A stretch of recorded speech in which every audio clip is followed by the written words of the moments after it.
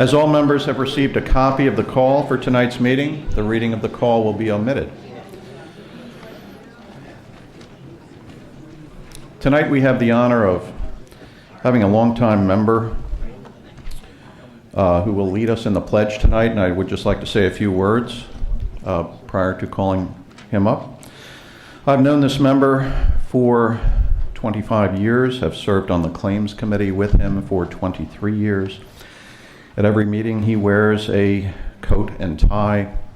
His attendance is exceeded by no one. And it wasn't until my daughter entered the Naval Academy that when I saw him at the Memorial Day service at Indian Harbor, I asked him about his service. And he had never uttered a word to me in all those years. And what I learned, I'd like to share with you tonight. This member was in the U.S. Navy during World War II and served on the USS Laffey. And the Laffey, this is the second Laffey. The first was sunk at Guadalcanal. The second served during the invasion of the Normandy beaches at D-Day and was off Utah Beach on June 6th. And later that month was shelled at Cherbourg, and shortly thereafter, and was hit, and shortly thereafter left for the Pacific. And it was in April of 1945 that during the operation off Okinawa, the Laffey was attacked by 22 Japanese bombers and kamikaze aircraft. 5 kamikaze and 3 bombs struck the Laffey. 2 bombs scored near misses to kill 31 and wound 71 of the 336-man crew. The Laffey shot down 11 of the attacking aircraft and saved the damaged ship. Laffey's heroic crew, which includes our member who will lead us in the pledge tonight, earned her the nickname the ship that would not die. The Laffey was awarded the Presidential Unit Citation and earned 5 battle stars for service during World War II. It is my honor to call upon Lloyd Hull of District 10 to lead us in the pledge.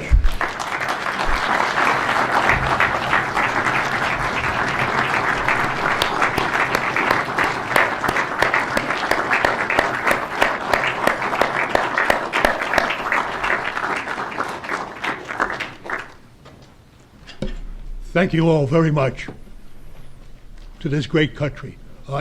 Join me if you wish. I lead To the flag of the United States of America and to the republic for which it stands, one nation, under God, indivisible, with liberty and justice for all. Thank you very much. A member of this country's greatest generation.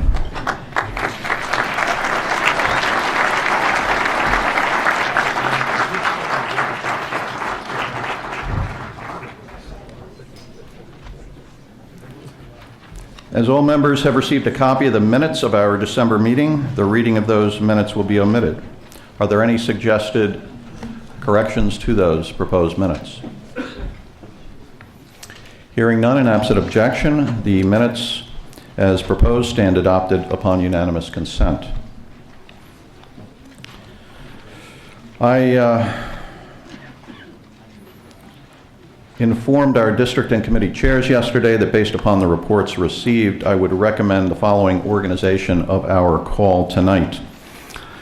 The following items will be placed on the consent calendar shortly, and if they remain on the consent calendar, as you know, we do not hear any committee we hear no committee reports and do not have any discussion of those items. And I will recommend items 1, 10, and 11 be placed on our consent calendar. I will also recommend that items 2, 4, 5, and 6 be combined for voting purposes, which would leave items 3, 7, 8, and 9 to be considered separately. So with that, at this time, I will designate items 1, 10, and 11 for our consent calendar. And what you are about to hear on these is, if they remain on the consent calendar, is all that you will hear tonight. Item 1 is a resolution to appoint Donald Heller to be a member of the Planning and Zoning Commission for a term expiring March 31, 2016. Item 10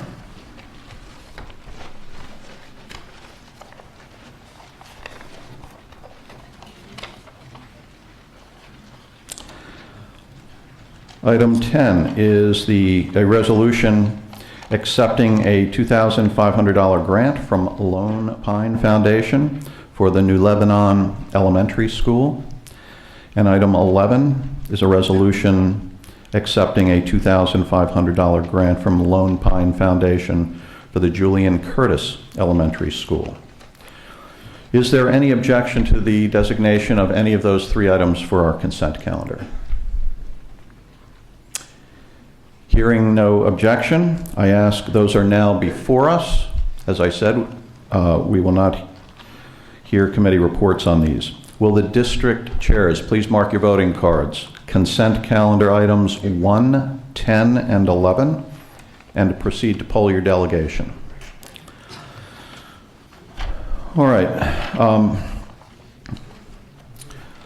It was the consensus of the reporting districts that we combine 4 items for voting purposes.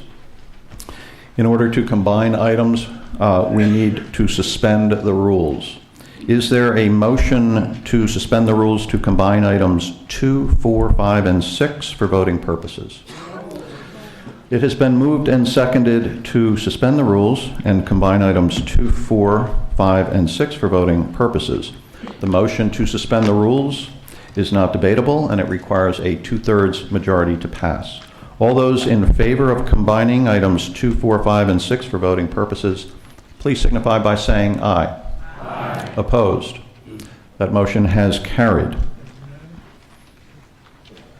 So, we will take up those combined items, beginning with item 2, and after we have disposed of them, we will then proceed in numerical order with our remaining separate items. Those will be items 3, 7, 8, and 9. So item 2 now comes before us. Drew Marzullo, our selectman. Mr. Moderator, members of the RTM, resolve that the following named person nominated by the Board of Selectmen be appointed an alternative member of the Planning and Zoning Board of Appeals, a term expiring 3/31/16. Will the member please move the adoption of that resolution? The resolution on item 2 has been moved and seconded. May we have the reports on that item? Mr. Von Keyserling, Chair of our Appointments Committee.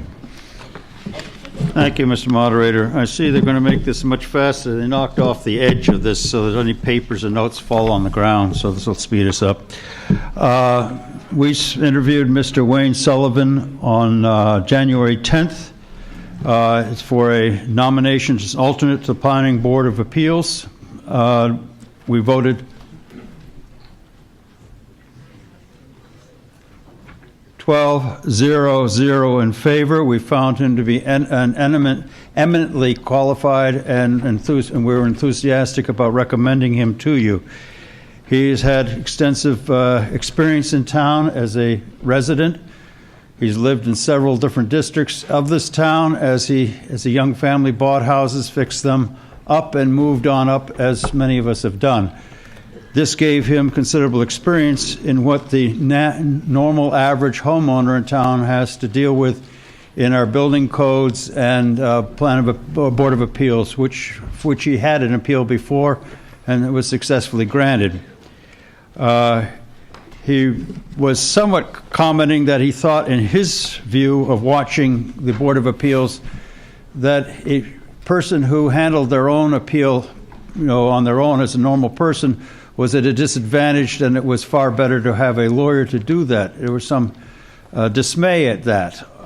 We felt that he being on this board, and I believe this is one of the reasons that the selectmen thought he was quite qualified, was that he could represent the common man, so to speak, on this board, and bringing sense and reason to the process so that it was user-friendly. This has often become a purview of the very expert lawyers who talk in their own arcane language, and we felt that this would be helpful in bringing the board down to the normal level for the rest of us. So we highly recommend him to you for appointment. Thank you. Thank you. Michael Carter, are you still secretary of the Vice Chair of the Land Use Committee? Vice Chair Land Use. We heard the appointment of Wayne Sullivan on January 14th at Land Use. Our vote was 11-0-0, District 3 absent. I won't repeat everything that Mr. Von Kaiserling said, but just to reiterate, he has a very strong interest in real estate and substantial experience with the various projects that he's taken through both zoning and zoning appeals that he's owned in town. Thank you. Thank you. Discussion on item 2. Item 4 now comes before us. May we have the resolution on that item? Do we have David Thompson, Assistant Commissioner of Public Works?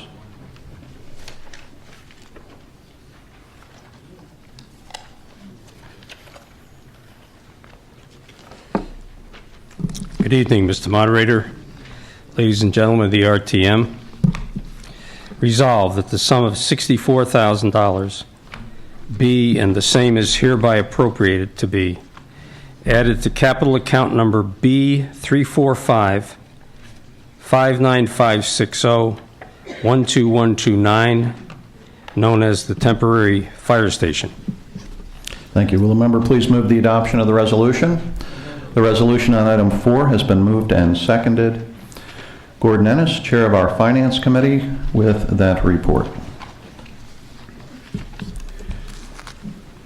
Good evening, ladies and gentlemen. Thank you, Mr. Moderator. Happy New Year to all of you. Snow on Friday. Item 4, the Finance Committee met Monday evening in a joint session with the Public Works Committee in the Town Hall meeting room, and we listened to presentations from the Parks and Rec Department and the Public Works Department regarding the items on tonight's call. All districts were represented. Following that meeting, the Finance Committee adjourned to the Town Hall lounge and finished voting and concluded items remaining on the agenda. Our vote on item 4 was 12-0-0. There was very little discussion, and all members were in agreement. Thank you. Thank you. And with the report of our Public Works Committee, its Chair, John DeChapel. Public Works also was 11-0-0 with District 6 absent. A little bit of discussion. Why did we not know that the main was where it was? And but it was satisfactorily answered that they thought it was a little bit somewhere else. And then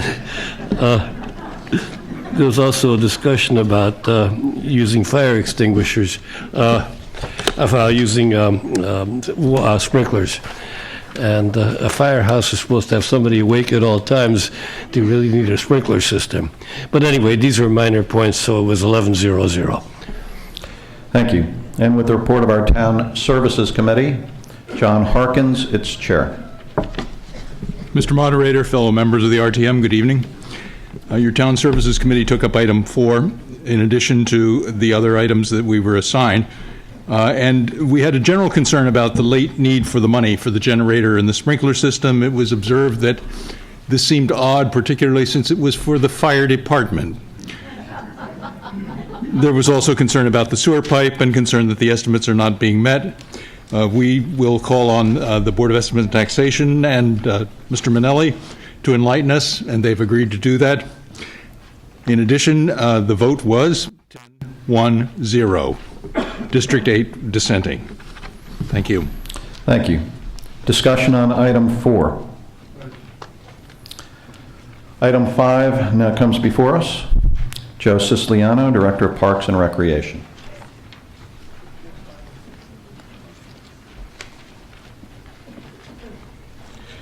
Mr. Moderator, members of the town meeting, item 5, resolved that the sum of $3,081,750 be and the same hereby appropriated from the Reserve for Capital Non-Reoccurring Fund to the Department of Parks and Recreation, account number Z809-59840 for infrastructure repairs damage.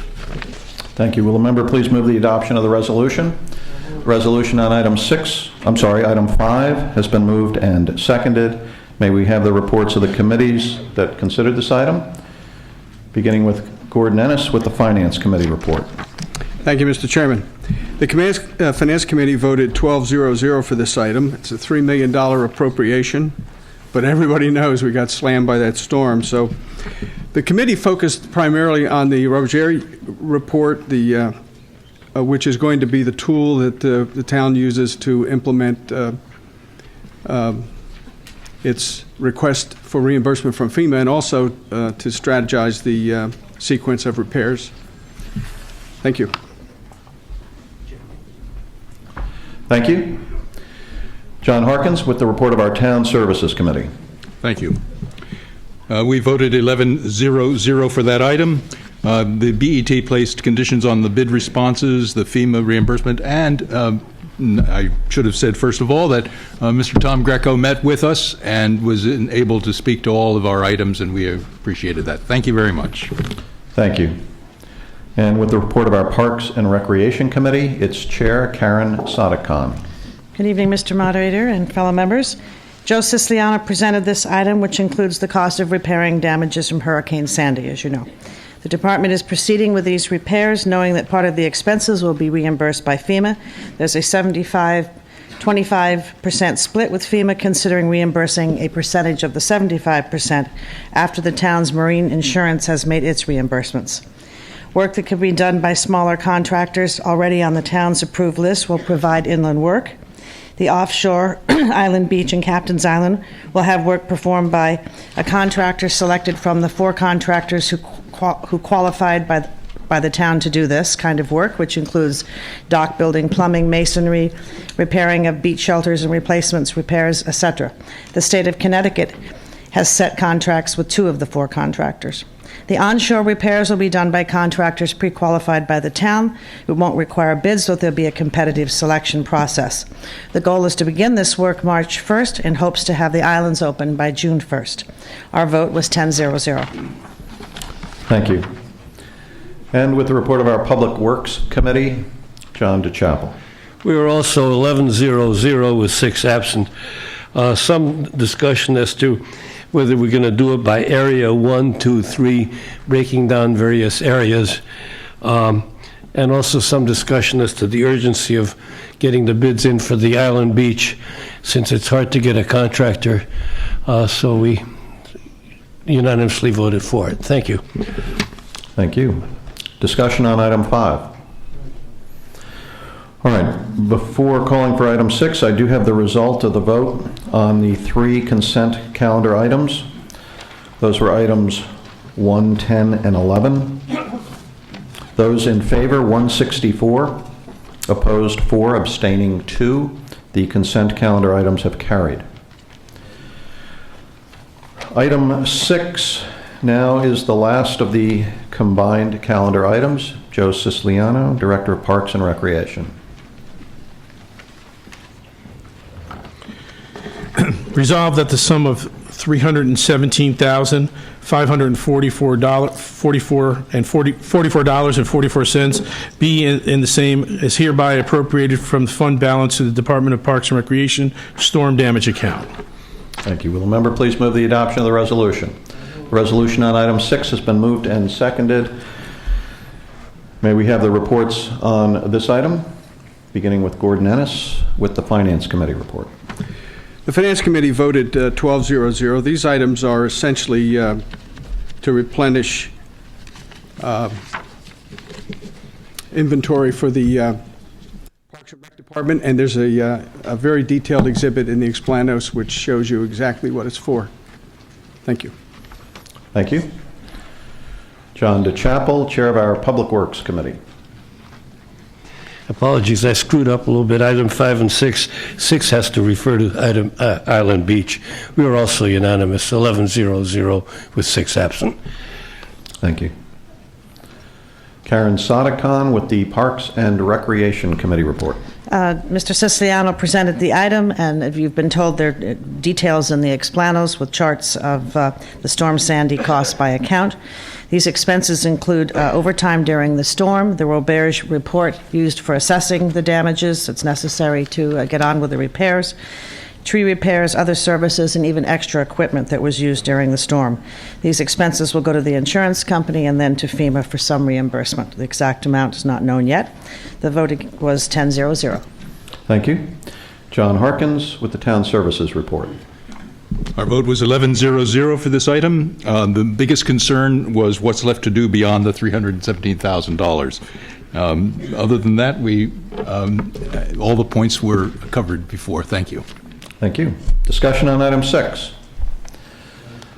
All right, that brings us to the end of our combined calendar. Will the district chairs please mark your voting cards? Combined calendar items 2, 4, 5, and 6, and proceed to poll your delegation. While we are voting, we will continue. Item 3 now comes before us. Once again, Director of Parks and Recreation, Joe Siciliano.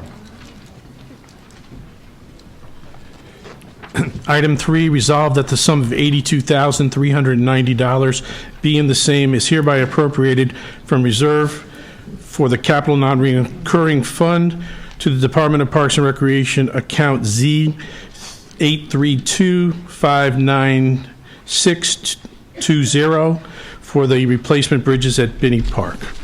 Thank you. Will the member please move the adoption of the resolution? The resolution on item 3 has been moved and seconded. May we have the reports of the committees that considered this item? Beginning with our Parks and Recreation Committee report, Karen Sadekhan. Good evening again. Mr. Siciliano was present and presented the item. It was explained that the item involves the replacement of 2 bridges at Binney Park, one a north area bridge closer to the library, which is larger, and one south, which is smaller. Both have ornamental and functional presence. Both bridges, by the way, were in the design of the original design of Binney Park in 1928, in case you didn't know, which was dedicated to the town in 1933. The bridges have deteriorated, and when the decking looked like it needed replacement a year and a half ago, when it was picked up, it was noted that the steel support system underneath also needed replacement. New bridges would be built to current standards, handrail heights would change, there would be intermediate rails also, and other safety issues. The new bridges should last 30 to 40 years. They will be made with epoxy-coated steel, and Ipe wood would be used instead of normal wood decking. There was complete support for the replacement of both bridges, in spite of the knowledge that the Finance Committee at their meeting Monday night was in favor of replacing only one bridge, the larger one, and intended to perhaps split the vote. Our committee felt that it was cost-effective to build both the bridges at the same time for the $82,390. There are fixed outlays common to one or to 2 bridge construction, such as mobilization, stage siting and travel time, bridge delivery, crane service, jig setup, and steel fabrication. The difference between building the 2 bridges is $25,300. Any planned to do one bridge now and one later would increase the total cost of replacing the 2 bridges in the end. The committee strongly supports maintaining the integrity of the original design of the park. Both bridges add to the aesthetics of the park, and both are functional. They are used for passive recreation for people traversing the park. There was suspicion that if only one bridge was replaced, that the other one would never be replaced. It would be permanently lost, and it would not come back for a later appropriation. And in the unlikely case that it did, again, it would be more expensive rather than doing 2 at the same time. Our committee voted 10-0-0 to emphasize the point that the vote should not be split and that the bridges should be considered together. We had a sense of the meeting resolution, quote, in light of the incremental cost of replacing both the bridges, in light of the original plan and aesthetic benefit of both bridges, in light of the ease of access in the area provided by both bridges, and the benefits of such for passive recreation, we feel both bridges should be approved. This vote on this resolution by the committee was 10-0-0. Thank you. Thank you. Our next report from Gordon Ennis on behalf of the Finance Committee. Thank you, Mr. Moderator. Excuse me. The Finance Committee met and discussed this item with Mr. Joseph Siciliano, Director of Parks and Rec, and amended the item and voted on the amendment 1110. The discussion centered on whether or not the Southern Bridge was necessary to the park, whether it was used. We had anecdotal testimony from members and others who said that they never observed the bridge in use. And while it does add symmetry to the park, it has no functional value. And that was the conclusion we reached. Mr. Siciliano did not disagree. The committee also noted that the BET had 2 no votes on it, and one of the no votes was quite interesting. It was due to the fact that the price was too high, and the quote was, "Just go to Home Depot and buy one." At any rate, at the time that we discussed this item, we did not know the cost of both bridges. We knew the total, but not the individual breakdown. We were aware that it would cost more to replace the North Bridge because first it was larger, and second, all the costs would be incurred in fabricating it, and less for the South Bridge as a result. Since then, we have determined from the Parks and Rec Department that the North Bridge cost is $57,090, and the South Bridge is $25,300.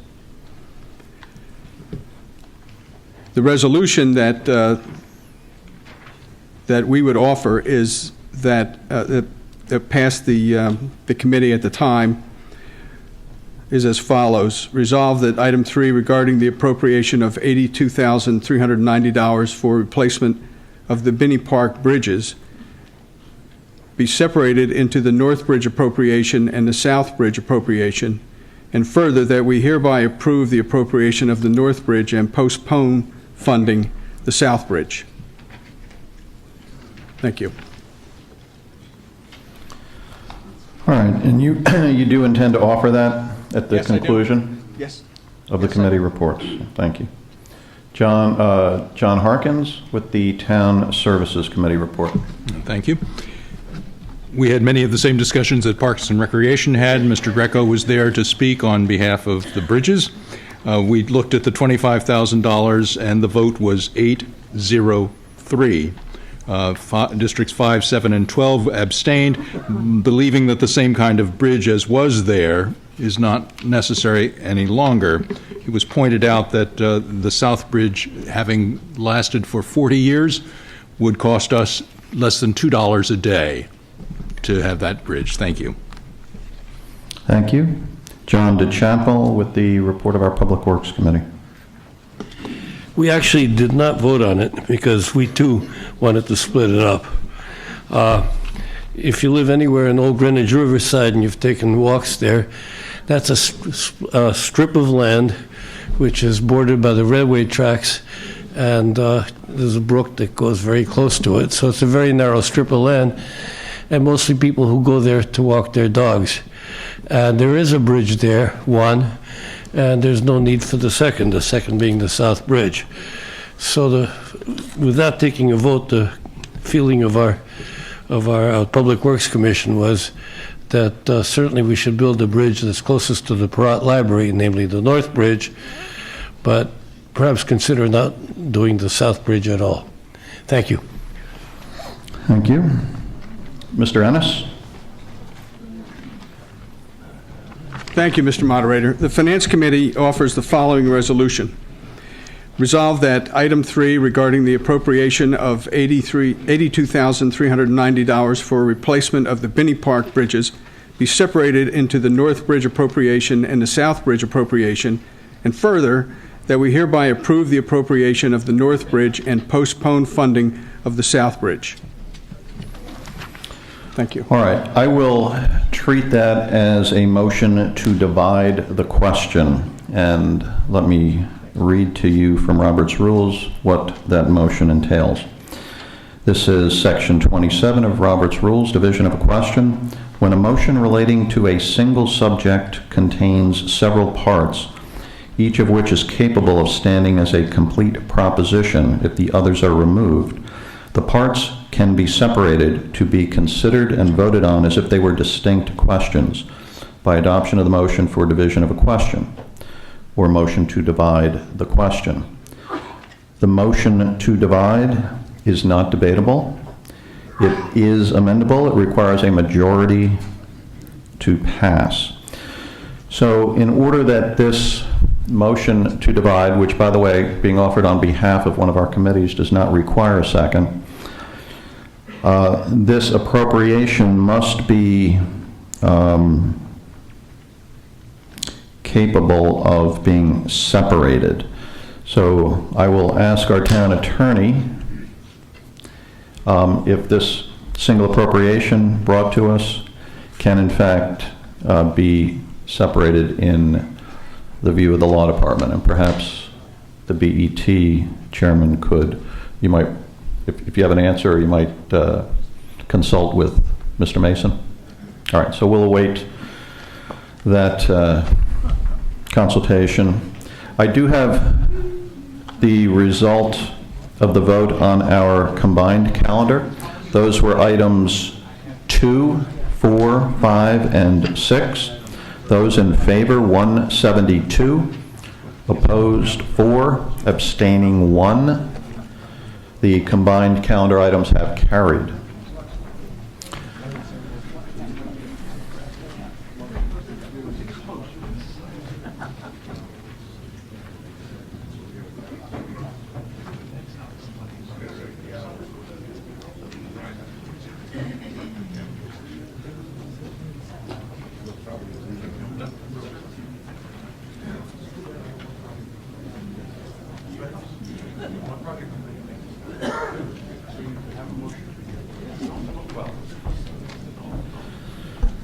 All right. The information has come back that this was put through as one project number, and there were not separate amounts allocated to each by the BET. And Mr. Fox, would you agree as a result that this item cannot be divided into separate parts? All right, Mr. Fox is agreeing with that statement. So for that reason, well, let me just finish. For that reason, I cannot accept the motion to divide from the Finance Committee. I can tell you that it would be in order to move to amend this item, but that would not necessarily accomplish the entire goal of the committee, which was to provide the RTM an opportunity to vote on both bridges, so to speak. You could reduce it to what you thought was the cost of the one bridge, but we can't take that number and divide it for the reasons that there were not two figures allocated to each bridge. Mr. Ennis?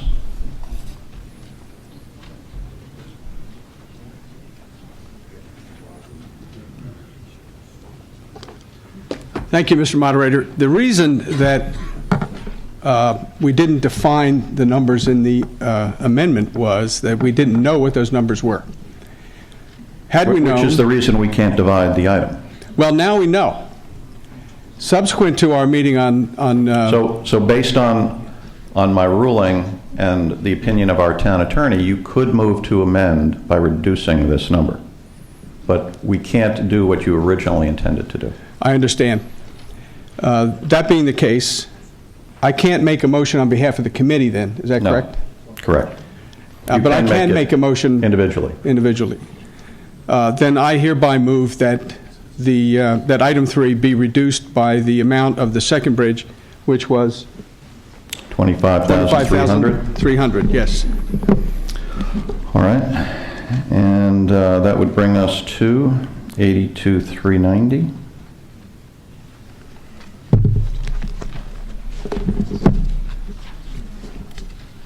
$57,000 That's what I All right. have. Yes, that's So correct.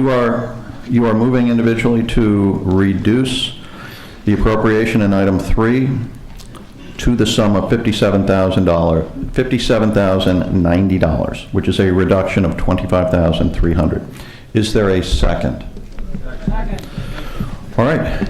It has been moved and seconded to amend item 3 to reduce the sum of $82,390 to $57,090. That motion to amend is debatable.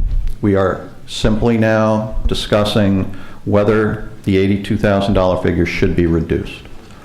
Discussion on the amendment. Irf Porter, District 6.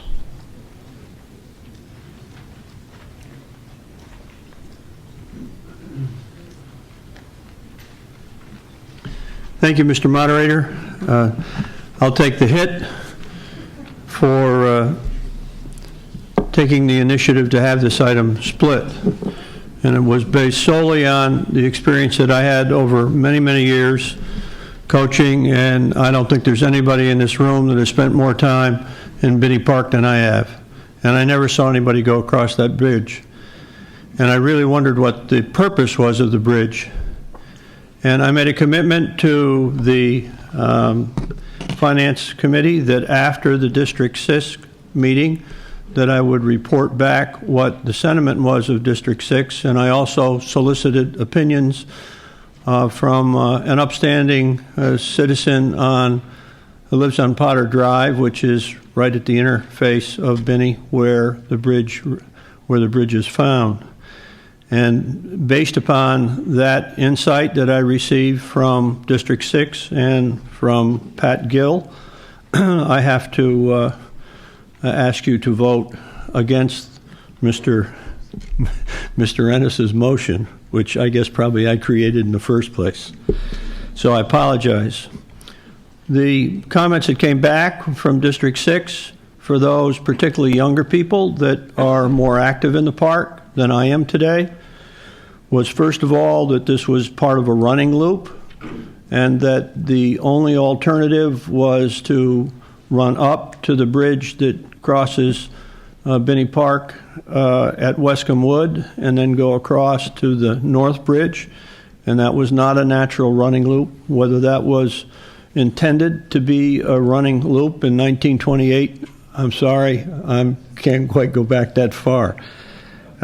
Secondly, that there was a safety element, that if kids or any other walkers were there during a period where you had high tide back up into Binney Pond, that you would find there were occasions, and I can personalize that, when the road which goes next to the tennis court is basically flooded, and the only way to get across is across that bridge.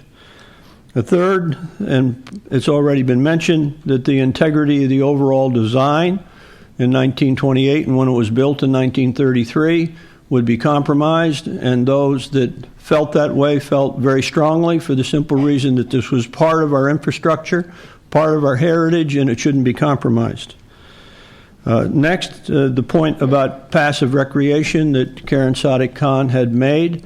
I think today there are far more active walkers and joggers and people walking their dogs in Binney Park than there was in the days when I was coaching football.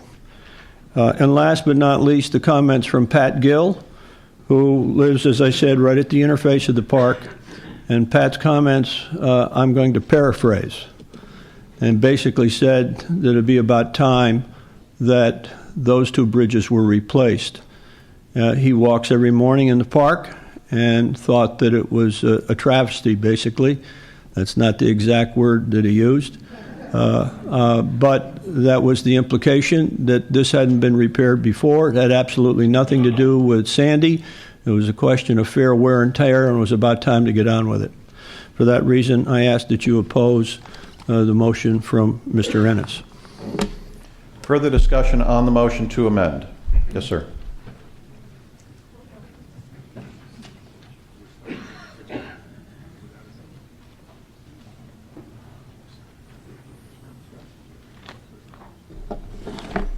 Mr. Moderator, members of the RTM. I'm Tim Oberweger, District 5.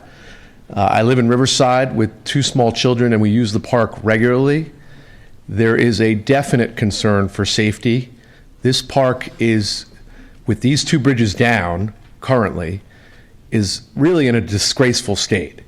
The fact that this body created this park a long time ago and that we have not continued to maintain it at a level that it deserves to be for all the people of Greenwich, not only those who live in the districts around the park, is really a sad state. So I vehemently would say that we should vote against the motion because the park deserves it, and I hope everyone will enjoy using the park when those 2 bridges are built.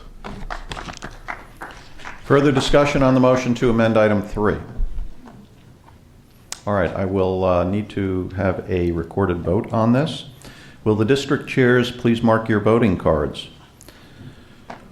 Ennis motion to amend item 3 by reducing the sum to $57,090.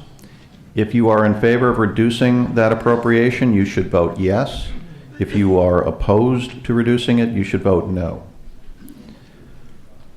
All right, we will need to await the result of that vote before we can proceed to vote on and dispose of item 3. Now, while we are voting, if there's anyone else who cares to speak on item 3, you are welcome to come up now. This is just in general. All right, then let's await the result of that vote. And I ask the district chairs to please expedite the voting.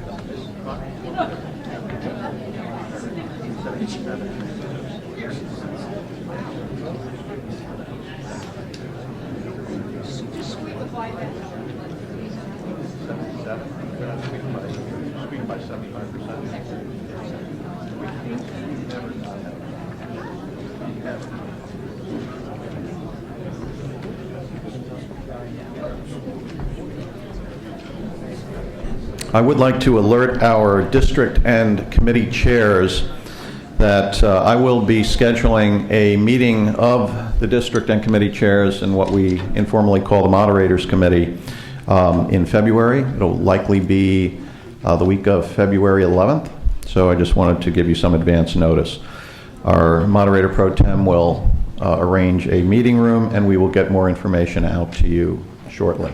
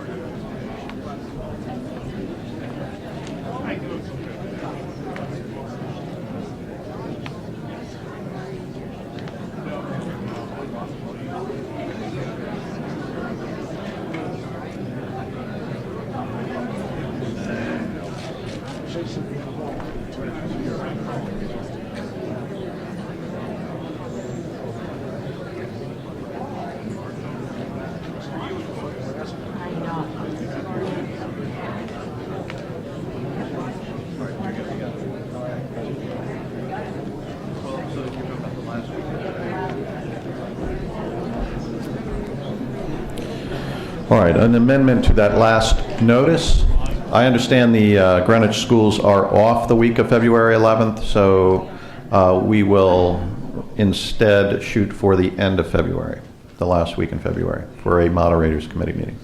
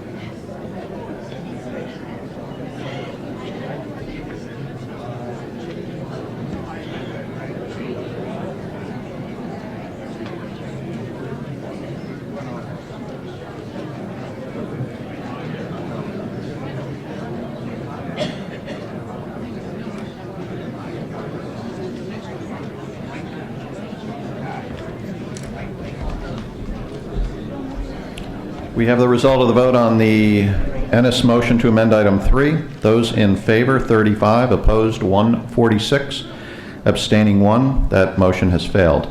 Further discussion on item 3. Will the district chairs please mark your voting cards, item number 3, and proceed to poll your delegation.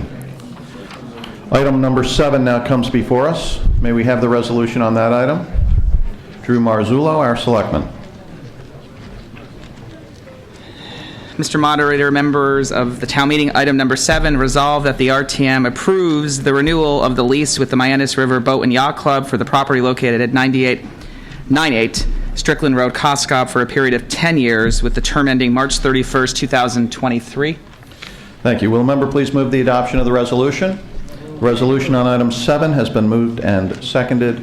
May we have the reports of the committees that consider this, beginning with Michael Carter, Vice Chair of our Land Use Committee.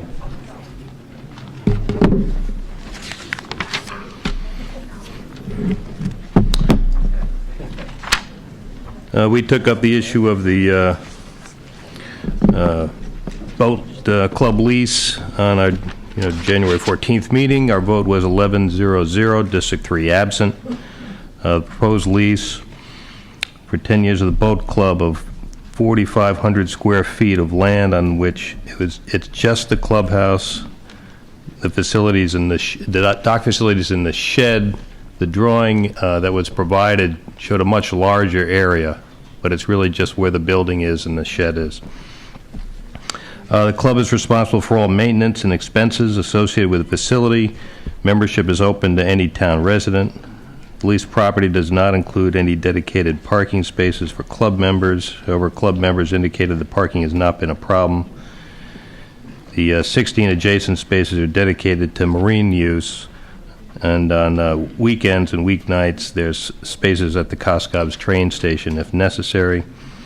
The lease covers some of the typical things we've looked for lately, which is insurance coverage as well as maintenance. Plus, the lease is cancelable on 90 days' notice if we decide there's something more important to do with that. Thank you. Thank you. Doug Wells, Chair of our Legislative and Rules Committee.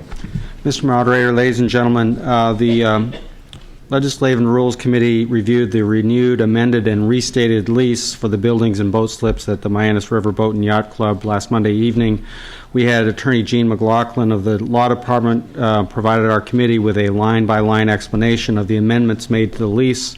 We were also provided with a red line version, a copy of which has been attached to the RTM website. We went through the changes with Attorney McLaughlin, and we also had Frank Mazza, member and representative of the Yacht Club, was in attendance to answer our questions, answer the questions from the committee. Mr. McLaughlin explained that this lease renewal has been approved by the Board of Selectmen, and there has been MI approval obtained from Planning and Zoning. P&Z has provided the recommendation that the pump house be free to the boat owners and that there is a restriction of the number of boat slips that they can have there. There are parking spaces available to the Yacht Club, but they are not dedicated spaces. They are on a first-come, first-served basis and are also available to members of the public and are often used by commuters who use the Coscob train station nearby. This renewed lease will extend to 2023 with another option to renew thereafter until 2033. However, at each renewal, the town reserves the right to revise the lease to its satisfaction.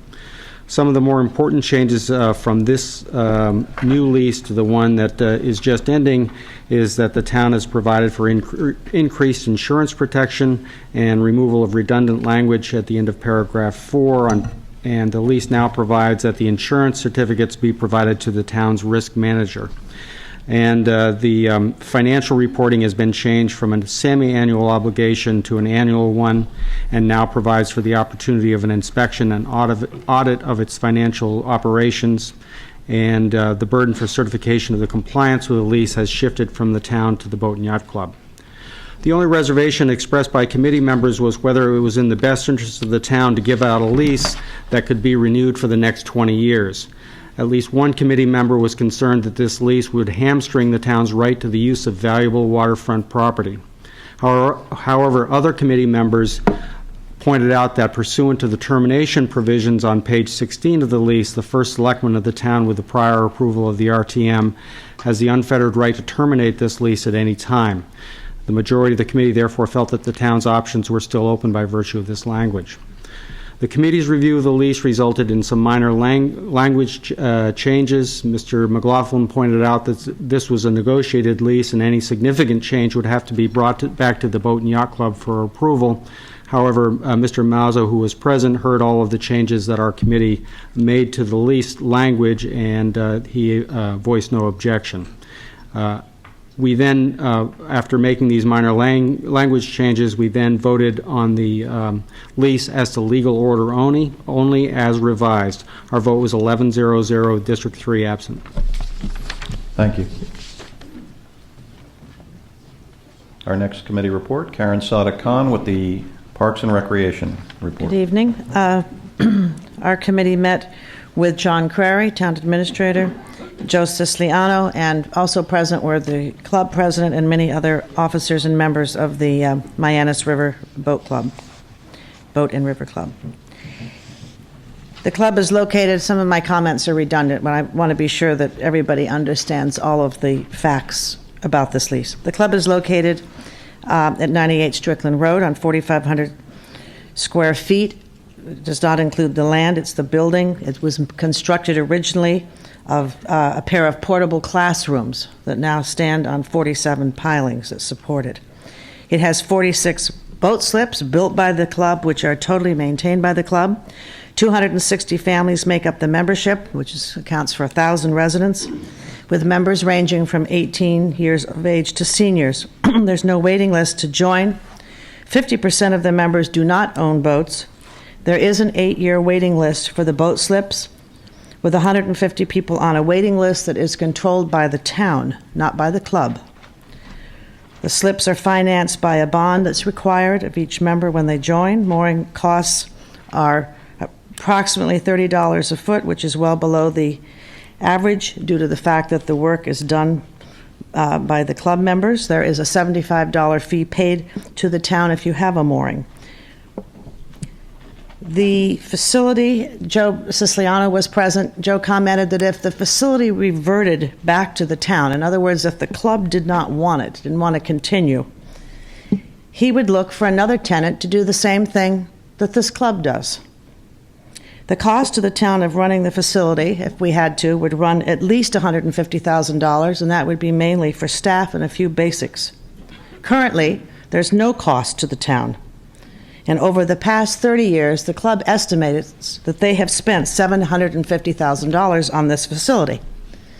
There were some follow-up questions from our committee members. One was, can slips pass from family member to family member? No, they do not. They revert back to the town. The town looks at the waiting list, and the next person who wants it gets it. It takes often many phone calls when you pick up a waiting list. Not everybody who's been on it wants to take the slip when it finally is offered. Second question was, there's a pump station located on the dock. Does the public have access to it? Yes, they do. Why is it not in the lease? It's not in the lease because it was a prior arrangement that had been made. It's on the state's list of pump stations. It's public information. The public may access it. There was some conversation regarding the status of leases with the town. The committee had strong feelings that these $1 leases should be supported as the services by these organizations benefit the residents. Additionally, many committee members expressed that they were comfortable with the responsibility and the authority being in the hands of the first selectman to determine the value of these leases to residents and to recommend them to the RTM on that basis. Again, our vote was 10-0-0. We are completely in favor of renewing the lease. Thank you. Thank you. Gordon Ennis with the Finance Committee report. Thank you, Mr. Moderator. Are there any club members here tonight? What a surprise. Welcome. I'm glad you're here. The Finance Committee listened to John Creary and Bill Ingraham, Commodore of the club, and several other club members in reviewing this item. The question that the committee focused on were essentially two.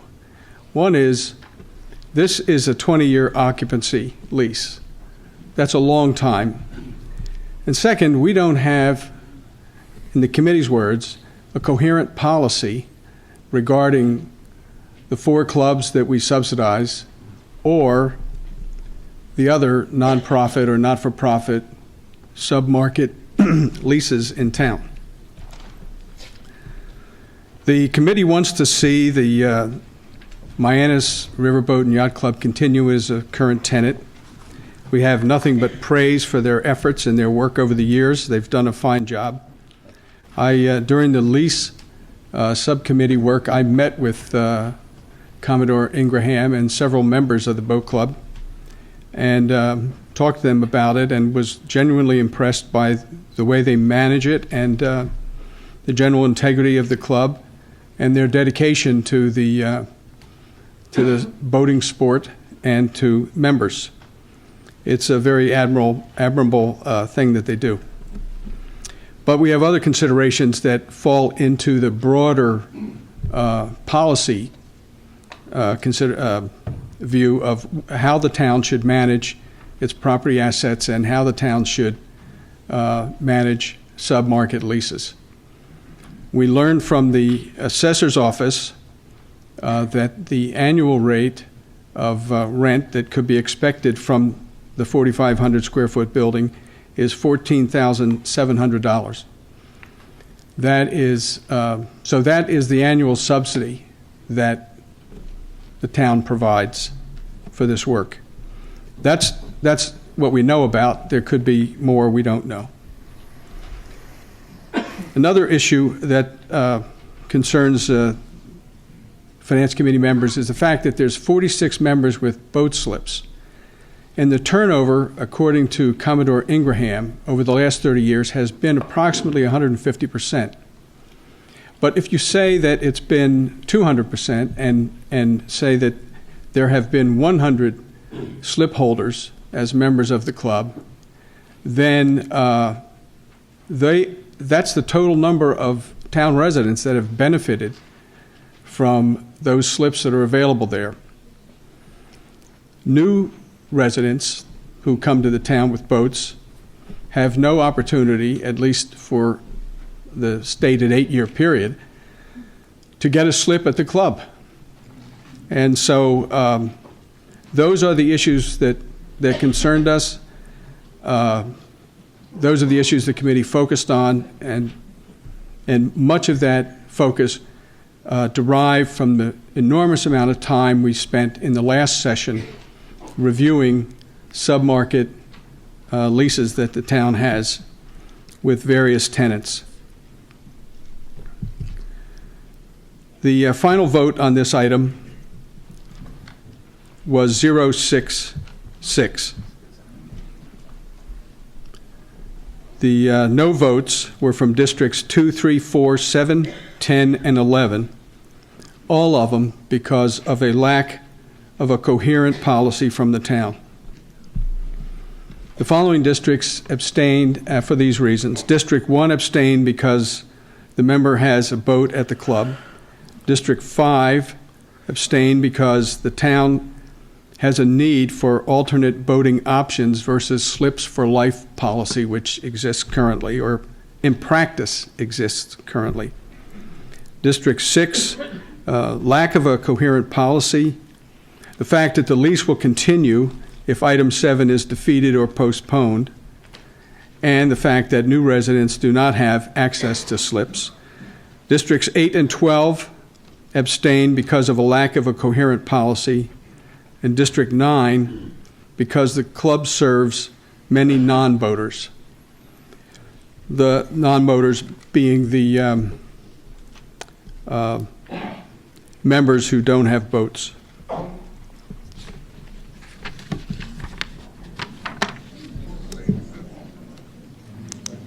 Is there a question? Well, we're not taking questions. Okay. Then I conclude my report with that. Thank you very much. All right, that concludes our, Mr. Wells, with your committee's amendments. That's right. The changes that our committee made to the lease on page 9, the second paragraph beginning with the phrase "the corporation," the second line of that, it says the buildings permits. The S in buildings was deleted. On page 13, the next to the last line, the phrase that begins "unless caused by or due to the affirmative or willful act of the town," we deleted the words "affirmative or," so it reads "due to the willful act of the town." And finally, on page 23, the third line from the bottom, the phrase that begins "each year and within 120 days of each such date," we deleted the phrase "and within 120 days of each such date" and inserted in its place "by April 30 of the following year," so that it reads "for each year by April 30 of the following year," and further agrees that its financial operations, the rest of it is as it is. Those are the three changes that we made. All right, so that is a motion to amend? Yes. Brought on behalf of the committee, and Mr. Fox, that is within our purview to amend. Yes, it is. So that being offered on behalf of our committee, it does not require a second. We can adopt motions to amend by unanimous consent. Is there any objection to those three proposed amendments to the lease? Hearing none, and absent objection, the Legislative and Rules Committee motion to amend is adopted upon unanimous consent. All right, discussion on item 7. Peter Tessie, our first selectman. Good evening, Mr. Moderator, ladies and gentlemen of the RTM. Happy New Year. I wanted to take a moment to comment on this particular lease, since over the last several days there's been considerable amount of communications via email for which, while not directed all to me, I was copied to. And I want to just reiterate just some basic perhaps points. One is that in terms of the Board of Selectmen review, the Board of Selectmen typically, as a matter of practice and procedure on matters such as this, leases or ordinances, does hear the proposal at one meeting. So we put it before the board, it gets public edification, and then we act at a subsequent meeting, typically 2 weeks later.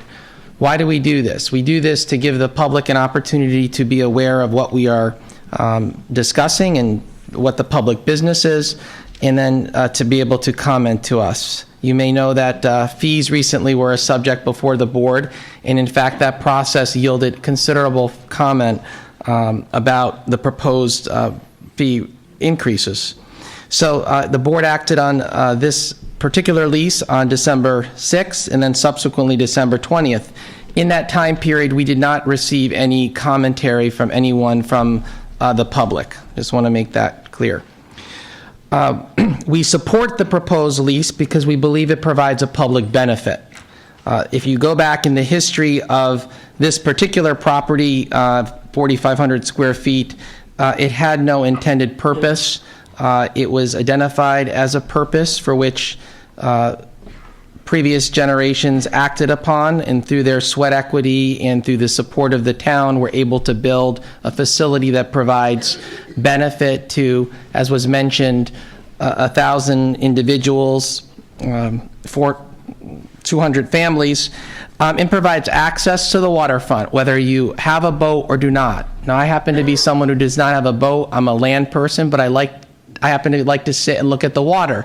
There are probably a lot of people like me who have that same interest, but don't have the ability to belong to a private club. This affords them that opportunity. So I think there's an open access benefit here. One of the other things that's happened, the pump out was mentioned. We all know that Long Island Sound efforts to improve its environmental value have been at the forefront for several years. This certainly helps out with that free pump out, so we don't have people discharging raw sewage into Long Island Sound. The town, through our administration, and when I say our, I mean the Board of Selectmen and all of you, and our administrator has worked to implement the lease arrangement that was adopted by this body. The whole concept of the abstract has been implemented, I think, very effectively with Ableist, as well as with this lease delineating all of the subsequent provisions. So it's not opaque for someone to have to look through a 35, 40-page document. It's there, and you should take great credit in putting forth that resolution and our adherence to it. With regard to the issue today, I think it comes down to one word. Perhaps I'm wrong, but I interpret it as money. And what I'm discerning through a lot of the narrative is that people feel we should be getting more for this, or we could gain something from this. Again, I think that we should have a very subjective policy, one that allows those who are in the administration of the town to determine what public benefit our facilities provide. They do have the basis of the other leases to compare it to and act with discretion. I do not think there should be a blanket policy as it relates to monetary value, because I don't think we have too many facilities that are exactly the same. They're different in various ways.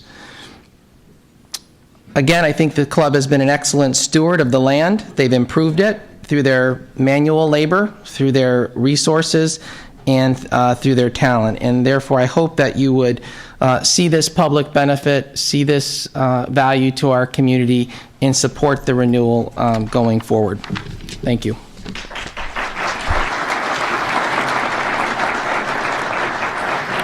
Thank you. David Tice, our selectman.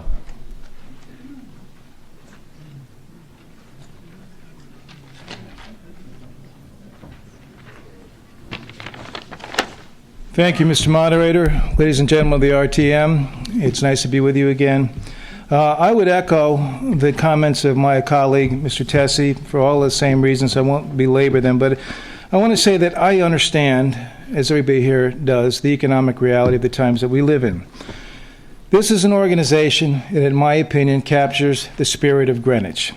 It does, as Mr. Tessie says, give people who can't become members of a higher-end club a waterside, a yacht experience that they wouldn't have otherwise. The same approach, the same philosophy would apply to those that can't join a high-end golf club. They can go to the Bruce. People that can't spend their summers up in Nantucket or Martha's Vineyard can go to Greenwich Point. And this is a spirit of Greenwich that I believe we need to uphold, and is one of those things that makes this town kind of special. We find a place, we find a way to take care of all of our people.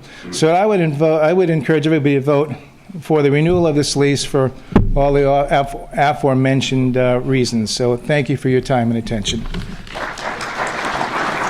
Further discussion on item 7. Mr. Drew Marzullo. Mr. Moderator, members, just quickly, I am here to ask this body to support the renewal simply because it allows for average people to enjoy the waterfront in a club setting. The issue of boat slips and who gets preference might warrant some discussion, but that is not a reason to vote against the entire lease. This is an issue that can be taken up internally after the lease is signed. This club is an asset, and we should be embracing it, not questioning it, especially at the last minute. Thank you. Mr. Von Keyserling, District 8. Mr. Moderator, ladies and gentlemen, thank you. Oddly enough, I guess I'm one of those average people like Mr. Tessie. I'm a tide washer member at the Mianus River Boat and Yacht Club, which means I don't have a boat. I don't even have an inner tube. But I think in fair disclosure, I should mention this. I'm afraid that the RTM may be in danger of ignoring dollars in a frenzy to get more dimes here. What is missing from the standard lease template information is the in-kind contribution of the boat club, the Mianus River Boat and Yacht Club. From the beginning, when all the town gave them was a dirt lot next to a sewer pump station, all of the improvements have been done by the club. Buildings, grounds, docks, service infrastructure, all of it, with little or no cost to the town. These improvements would have cost millions of dollars to the town if done under the tax-financed municipal process that we usually use in our appropriations.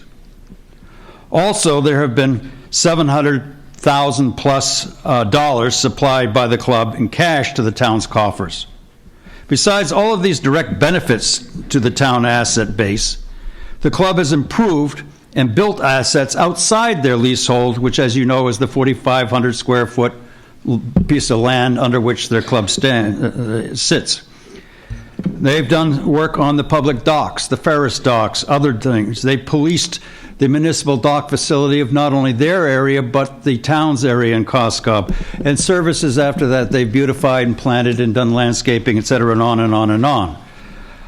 Even at market rate, for which nobody has really been able to develop for me any acceptable comparables, the town would probably lose money. And to build and maintain and service the club's facility as a real landlord for a real tenant at full market value. And what would be the advantage to the town's service? I imagine that the same holds for the Greenwich and Old Greenwich boat clubs. Byram, as some of you may know, is a unique circumstance of grandfathered rights from before the town's ownership of that property, and therefore does not have a lease with the town. Even as a class of leases, the municipal boat clubs are probably the best economic advantage for the town as presently leased and operated now. Given the town's policy of outsourcing services and liability, another big point, one might think these arrangements with the Mianus River Yacht and Boat Club are the best of both worlds for the taxpayers and the residents. I would point out to you that it would appear 3 of the 4 RTM committees that reviewed this were somewhat of the same opinion. I do support, let me make this very clear, the creation of an overall town policy for the lease of management, but I would prefer to have that hammered out with the administration in place before subjecting our citizenry to this internecine political squabble. The club has been an outstanding tenant for several decades. They have made every effort to accommodate the information required of them. They have always acted in good faith. Shouldn't the RTM do so also? Our policy issue is with the town administration, not our residents. Pass this lease, please, and deal directly with the Board of Selectmen in the RTM's tradition of fair play. Thank you.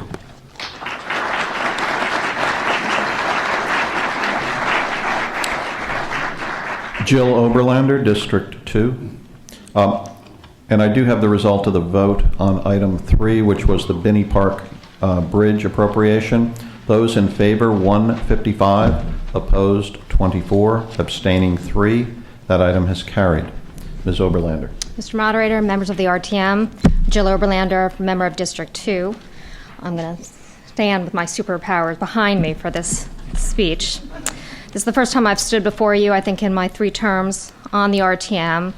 I co-chaired with Rob Pirelli-Minetti the Finance Committee Subcommittee on Town Leases, and I stand in opposition to this renewal lease as presented. My opposition is first and foremost rooted in a lack of a formal written town policy governing the use of town property by an outside person or entity. It is not, I specifically note, in opposition. The opposition is not a commentary on whether Mianus River Boat and Yacht Club and its members provides a public benefit to the entire town. Mr. Tessie stated that he thought the one word was money. I actually think, rather, it's 2 words. It's fairness and transparency. The goal of a town policy, a coordinated and coherent town policy, is to provide transparency to the workings of our government and fairness for all who may seek to access surplus town property. The policy is also intended to develop an understanding of the full subsidy provided by the town to the designated lessees. This policy was requested by the RTM last March. For those of you who may not recall the exact history, the Finance Committee report on leases developed out of a lease that was on the October 2010 call. Voted on at a December 2010 RTM meeting on a sense of the meeting resolution, the Finance Committee was authorized by 187 in favor, 24 against, and 1 abstention to review all of the town leases and develop a factual understanding of these leases. Over the course of the next year plus, the Finance Committee delivered periodic reports on its progress to the RTM and to the First Selectman's office. Representatives from the Finance Committee subcommittee met with the First Selectman, Town Administrator, and the Director of Parks and Recreation to discuss its initial findings on May 27, 2011. The final report was presented to the RTM at the March 12, 2012 meeting, and it was adopted by the RTM by a vote of 187 in favor, 4 against, 2 abstentions. The recommendations, which were approved by this RTM body, or the last term, or this term, excuse me, it is the consensus of the RTM that the recommendations be implemented by the town by the end of calendar 2012. Almost a full 9 months following adoption of the report by the RTM, and more than 18 months after the Finance Committee subcommittee presented its preliminary findings and recommendations to the town. At this point, we still have no policy.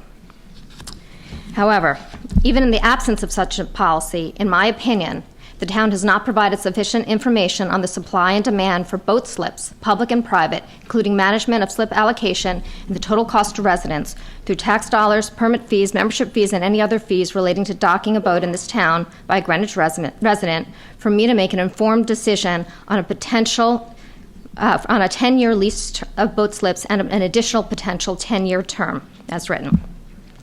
At a minimum, as a taxpayer and resident, I would expect the town's approach to all 4 of the boat club leases be essentially the same. And this is not something that I can say with certainty as I stand here before you. Further, there is no harm in postponing consideration of this item until after the town develops the requested policy. There is a holdover provision in the current lease. That was the provision that was similarly held for another lease that came up in 2010. I believe they're still operating under their holdover provisions. For people to suggest that there's an immediacy required to act on this lease is, in my opinion, disingenuous. I have a series of motions that I would like to make when it's the appropriate time. Okay, now would be the appropriate time. Okay. So my initial motion would be to move to delete, in the lease presented before you, paragraph 14, lease renewal in its entirety. At a minimum, the expectation of the parties when they entered into the lease 10 years ago was that there would be a 10-year term and a 10-year renewal. As it's presented, this is a renewal for a 10-year term plus another renewal option. We have been told, arguably by the town attorney, that This is a provision where the town can modify the terms, but not the term. So I would move to amend the lease to delete the entire renewal term for the subsequent All right. renewal. Do you want to just alert the body what else you have? We're going to have to take these up one at a time. But Okay. maybe if So there's a context. Yes, so my second motion would be to amend the term if I were so permitted. I would request that the term be amended, which is paragraph 2. My request would be, or motion would be, to delete paragraph 2 as written and insert the following. The renewed term of this lease shall be for a period of 7 months, from March 2013 to November 30th, 2013. See also paragraph 12 of this lease. That would provide for an additional, from now, 10 months to review where we stand on leases and come up with a coherent town policy, including provisions for all of the boat club leases. I've read a recent email from Pardon me? I read a recent email from Wayne Fox that suggested that we might not be permitted to amend from the floor the term. So if this were not considered to be in legal order, then I would move to postpone consideration of the renewed and amended restated lease, subject to the modification to delete the renewal term until such time as the town has adopted a formal written policy governing the use of town property by an outside person or entity, nonprofit and for-profit, as requested by the RTM Finance Committee report on property agreements dated March 2012. I have one subsequent comment, which I forgot. All right, I think you're aware that there is a problem with your second motion. Right. Because of the ruling of the town attorney, and there is a problem with your third motion. If you must either move to postpone indefinitely, we can talk about what that means, or move to postpone to a date certain. But we cannot postpone in the manner that you're suggesting to some, for some event to occur, because it then becomes impossible to monitor and make a judgment as to when that condition would be met. We cannot condition appropriations, but so that doesn't specifically apply here, but you have to have a date certain, which that motion does not. Okay, so then I would move to postpone until November 30th, 2013. Okay, that would be in order. Can I just, my final comment about the policy. A policy which sets out guidelines is not only to protect the public, some might say arguably it's also to protect the decision makers. Okay. All right, so you are now moving to amend item 7 by deleting paragraph 14 of the proposed lease. Is that correct, Ms. Oberlander? Yes. Is there a second? Second. Yes, please state your point of information, Mr. Von Gosling.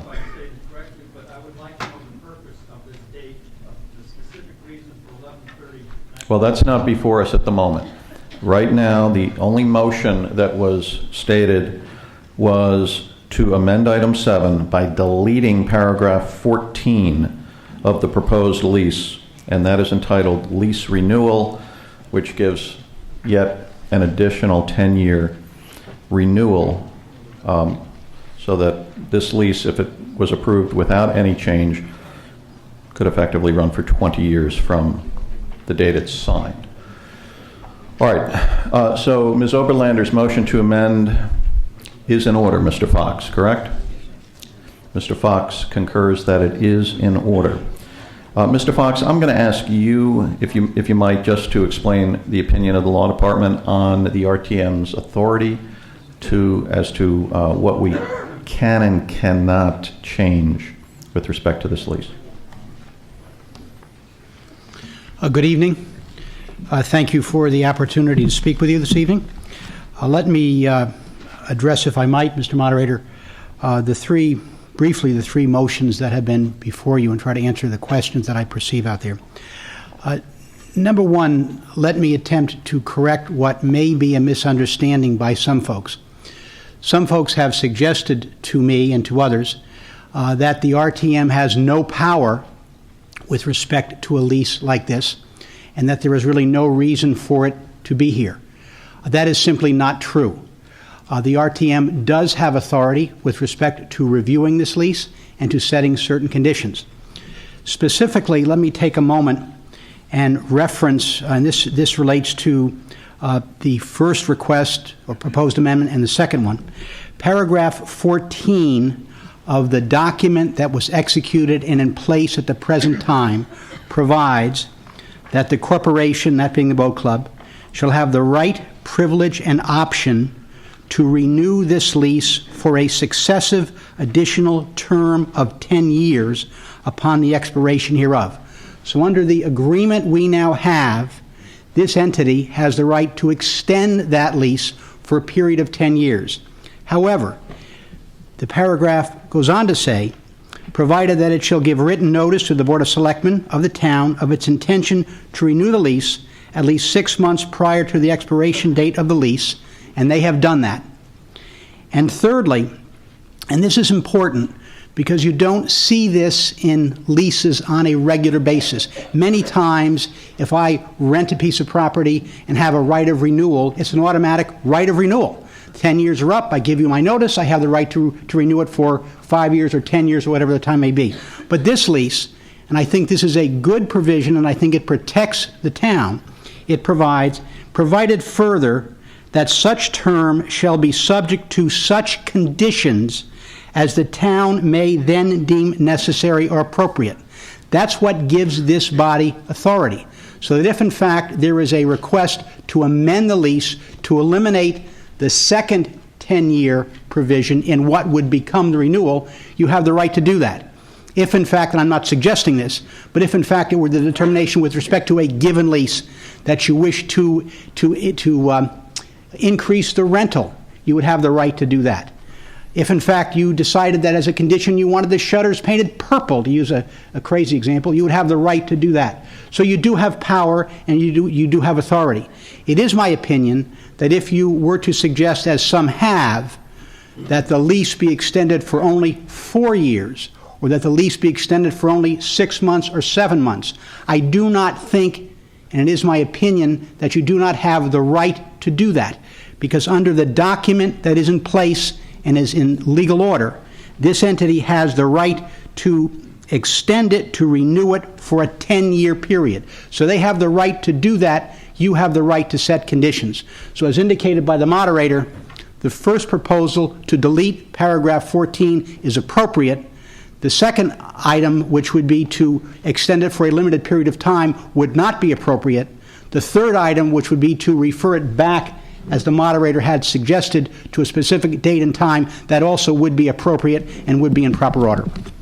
Mr. Fox, if you could, just for one moment.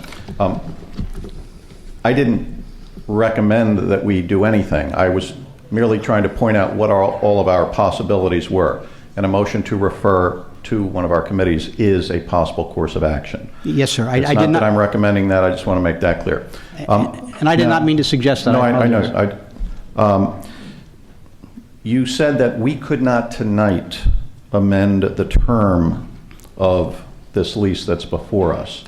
But is it fair to say that that does not mean that this body could not take some kind of action that could affect a change in the term, such as not approving it, which would then cause some additional future action to occur, and if it had stated that it was not approving it because of concerns about the 10-year term, it would be a communication to the parties to negotiate something different. Is that an accurate statement? Yes, sir, with one modification. If in fact, for example, the group was to propose an amendment to delete that paragraph 14, that would mean we do not have a meeting of the minds. That would mean that this lease would have to go back for further discussions, for further negotiation. I would not recommend that the body simply reject it outright. Part of what I do is to attempt to anticipate the claim of a potential opponent, to anticipate possible litigation, to anticipate possible other problems for the municipality that I represent. I think if we simply rejected it, I do not think that would be a good course of action, and I would not advise that. There are other ways that would get to the point you suggested, that being to get the parties negotiating again. If in fact we were to change a term, if in fact we were to delete paragraph 14, that would bring the parties back to discussion and You said change negotiation. in term? What? If we were to change a term of the lease, such as reject paragraph 14. All right, but if we reject paragraph 14, the parties could then sign the lease and it would then be a 10-year lease with no renewal provision. If in fact that was agreeable to all parties Right. and there was a meeting of the minds, yes, sir, that would be possible. All right. What I'm getting at is if members wanted to avoid approving for 10 years, one way to do it would be not to approve it as it stands now. We could perhaps delete things that or make other changes tonight, but if the body did not approve the lease as a final action, then the parties to the lease would have to negotiate something else. That would be correct. My recommendation... That's all I'm saying. So there could be, we cannot tonight change the term of the lease. You But cannot- that doesn't mean there isn't any action that this body could take that would could possibly effectuate a change in the term. I would agree with that, sir. Okay, I would not recommend that we reject it outright.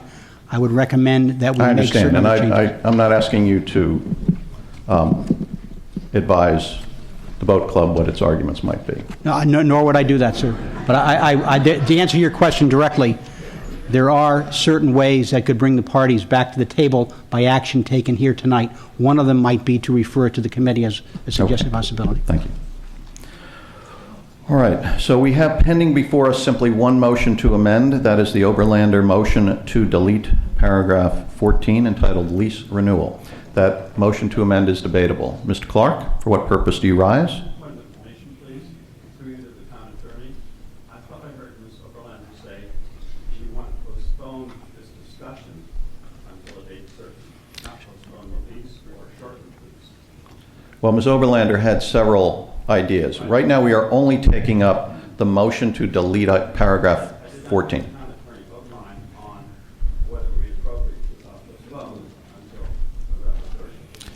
Well, if you're asking, is it in legal order to postpone, the answer is yes. Okay. Discussion on the Oberlander motion to amend by deleting the lease renewal provision. Anyone care to address that?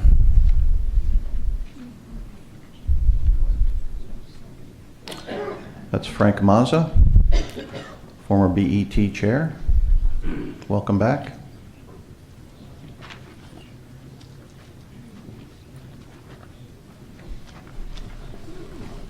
Mr. Moderator, members of the RTM, my name is Frank Mazza. I'm a former Commodore of the Yacht Club, and I am also a slip holder at the Yacht Club. We would prefer to leave this item in the lease. And there are a couple of reasons why. If it's out of there and we don't have an option for renewal in 10 years, in a sense, we don't have anything. And it's important to us to know, because we operate on a budget that is not that large. And we lay away money every year to do work on this club. And you have to understand, it's expensive. We just spent $80,000 this past winter dredging. Where do we get that money from? We lay money away each of the 10 years of the lease to be able to go and dredge in 10 years and keep the club in operation. We do the same thing with maintenance for the docks. And our docks are starting to get old now. They're about 24 years old. We know we're going to have to commit a lot more money to maintenance.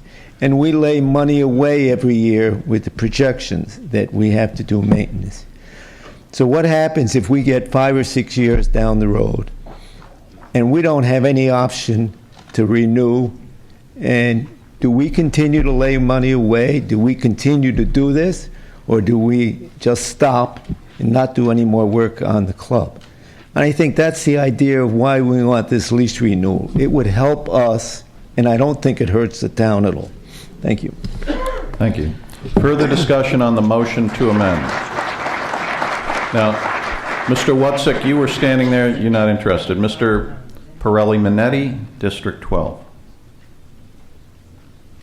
Good evening. I'm Rob Pirelli Minetti. I was with Jill Oberlander, the co-chairman of the Committee on Lease Investigation. I support Ms. Oberlander's motion, and the reason I do is that if the club were exercising its renewal option purely and simply, it would have the right to extend for an additional 10 years.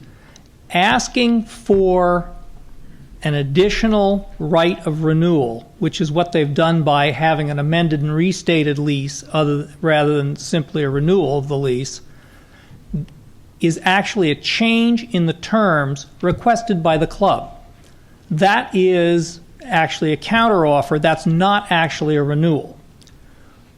To give a renewal to go out an additional 20 years, I think, is unreasonable under these circumstances. The club does not have the right to ask for, their renewal of right is 10 years. Their renewal of right is not 20 years. The lease before you goes beyond what they would have a right to do. They're asking for something new.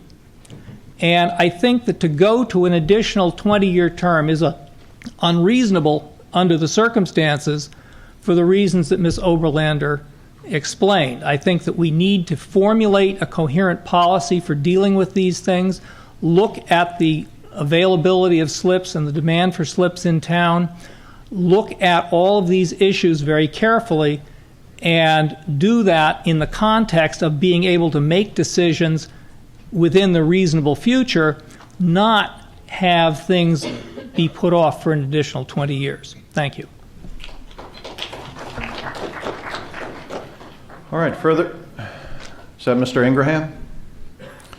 William Ingraham, Commodore of the Mianus River Boat and Yacht Club. After Mr. Ingraham.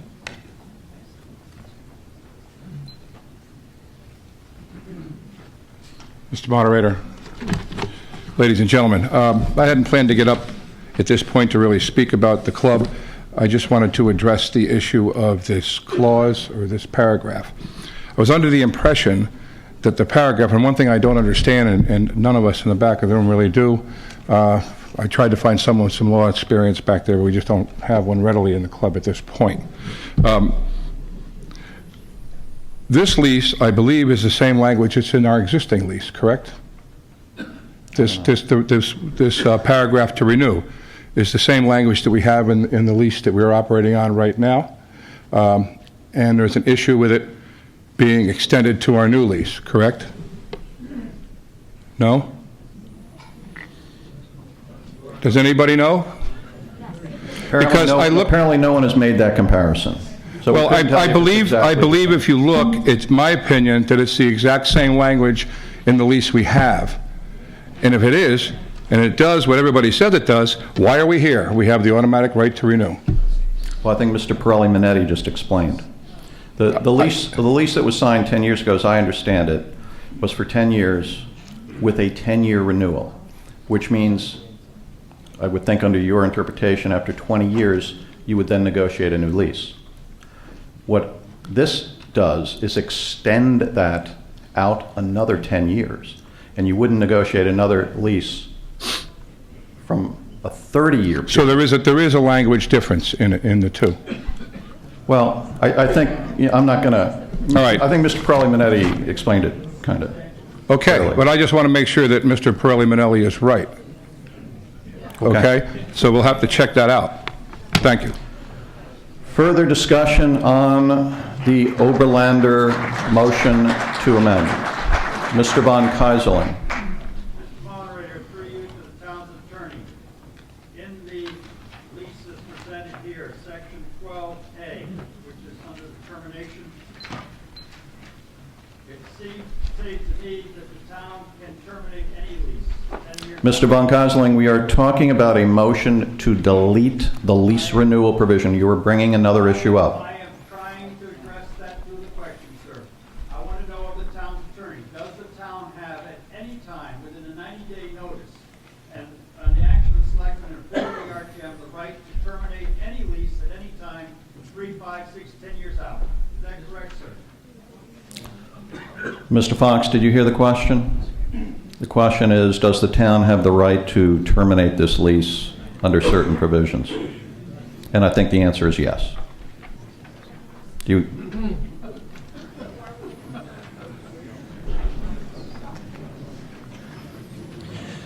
Under paragraph 12 of the lease, the first selectman of the town, with the prior approval of the representative town meeting, upon a declaration that a termination of this lease is in the best interest of the town, shall have the right to terminate this lease at any time by giving the corporation 90 days written notice. Further discussion on the motion to amend by deleting the lease renewal provision? Mr. Porter? A point of information through you to Mr. Fox. Are the other leases structured exactly the same as this lease is as far as the 10-year extension is concerned? No.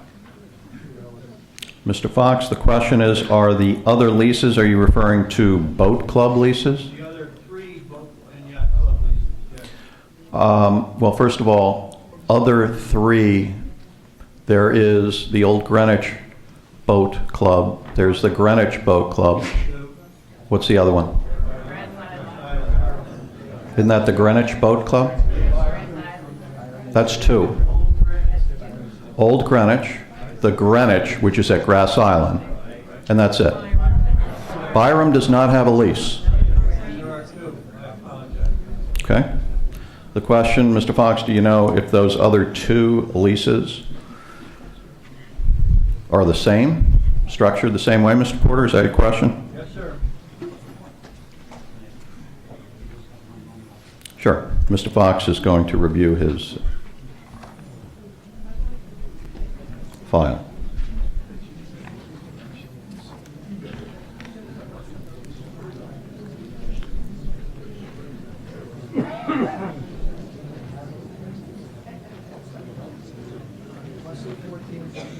Pardon me? I happen to know that that same language was in the Abilis lease in September and the cell tower lease in December, but I don't know about the other boat club leases. I will also say that I've asked Mr. Fox to review the history of the Byram Boat Club. I've never understood why that is treated differently than any other boat club, and he is going to undertake that review.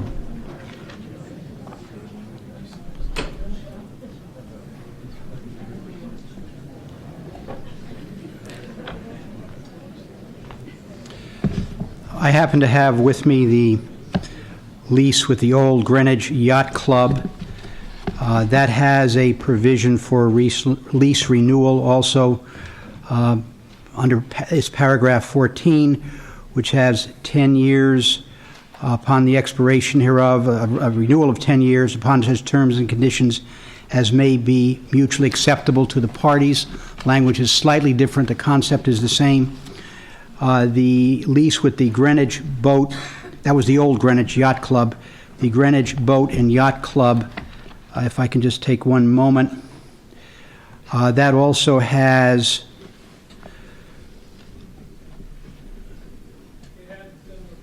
it has a similar provision for the renewal for successive additional term of 10 years upon the expiration hereof. Interestingly enough, that the version that I have with me, which I just happened to pick up when I was leaving the office this evening, this does not seem to contain the language on such terms as may be deemed reasonable at that time. So that seems to be slightly different. That appears at first blush to be an automatic right. The Old Greenwich Yacht Club appears to be comparable to the one we're dealing with this evening. Okay. Further discussion on the motion to amend. Mr. Dudakis, District 1. Mr. Moderator, I move the previous question. All right. A motion for the previous question has been moved and seconded. The motion for the previous question is a motion to cut off debate. It is not itself debatable, and it requires a 2/3 majority to pass. If you are in favor of immediately ceasing debate on the motion to amend offered by Ms. Oberlander, you should vote in favor of Mr. Dodakis' motion for the previous question. If you want to hear additional debate on that motion to amend, you should vote no. I will call for a voice vote. All those in favor of Mr. Dodakis' motion for the previous question, please signify by saying aye. Aye. Opposed? That motion is carried. Will the district chairs please mark your voting cards? Oberlander motion to amend item 7 by deleting lease paragraph 14. And proceed to poll your delegation. We can continue to discuss item 7 pending that vote. So I ask that you conduct it quietly, but we can continue our discussion. Further discussion on item 7. Mr. Porter, District 6.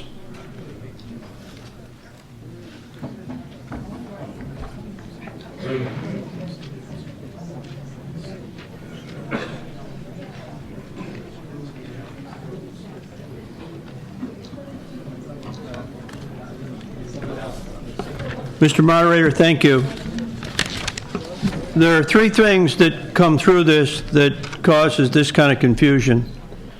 And I want you to know that you've charged the Finance Committee with the responsibility of being your internal conscience with regard to leases. That's what you charged us to do, or somebody did. And given that responsibility, it was taken seriously.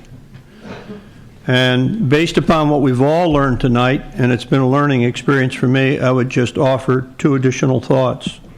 First, an issue, clearly, is the lack of availability of additional space along the waterfront that is non-private club oriented. That's the reason that people are attracted to these clubs. Secondly, each one of these clubs serve a different market. You learn that, I hope, from at least some investigation of the leases. And since we have the responsibility as being the internal conscience for the leases, I just leave you with the thought that at least my memory for now is good enough to remember what happens next. And I hope, in the interest of fairness and transparency, as Jill pointed out, that the Selectman's office takes that message back and considers it. And if there is a differentiation that needs to be made for each of those clubs, that differentiation is made. And we understand it, so we don't have to go through this pain again. The people that support the Mianus Boat and Yacht Club should be very proud that their heritage is such that though they may feel like they were picked on first, they really weren't picked on first. It just happened that was the luck of the draw. But because of the quality of the contribution that they've made to the town, you can't compare 4,500 square feet over the, let's call it the value of the grand list.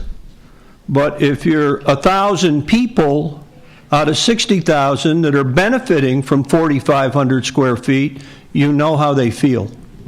Thank you, Mr. Moderator. Thank you. Yes, sir.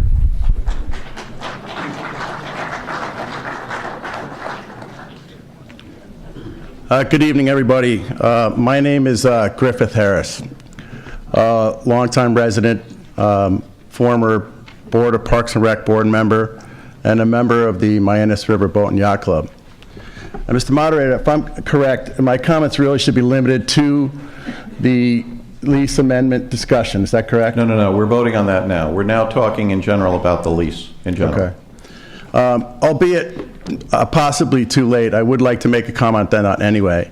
If I understand Ms. Obermeyer's discussion and points made, a big part of what the concern was a lack of information. A lack of information by the several boards who were given the charge to weigh in on this matter and the lease terms and conditions. And I fully appreciate the need to have insight and brought information so that the committees charged with reviewing this matter have the information needed to make meaningful and valid points and decisions. However, I think the point of a lease, I am a landlord, so I live this world. The point of a lease having 6-month notification of intent to renew is so that the landlord has adequate time to address what it needs to. It seems a little bit, and I also would imagine that this esteemed body and the various committees and boards of the RTM that evaluated this lease will once again be sitting here evaluating leases in the future, other leases for other organizations, whether or not they're boat clubs or not.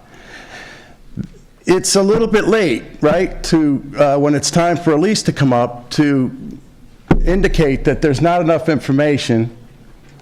Sorry, but we want to change the terms of the lease, and I think a significant clause. Renewal options are intended to be win-win. It is intended to be a positive thing for the landlord and the tenant. Renewal options are not meant to be an adverse terms and conditions for either side. And clearly, if we appreciate the comments made by Mr. Mazza, in this situation, if the board prohibits your tenant from having the comfort of knowing that we have a renewal at some certainty, you really have created a lose-win. Further, I want to talk in general about what the club is all about and what the alternative is. So I think everybody, there's a couple of points that I would like to clarify that seemed noteworthy. Everybody seems locked in on the idea that the long-term lease is a bad thing. However, I think it was clearly pointed out that the town, under its authority, within 90 days can terminate the lease. So I find it perplexing that with such flexibility, with cause to terminate the lease, there's such a concern about the length of the lease.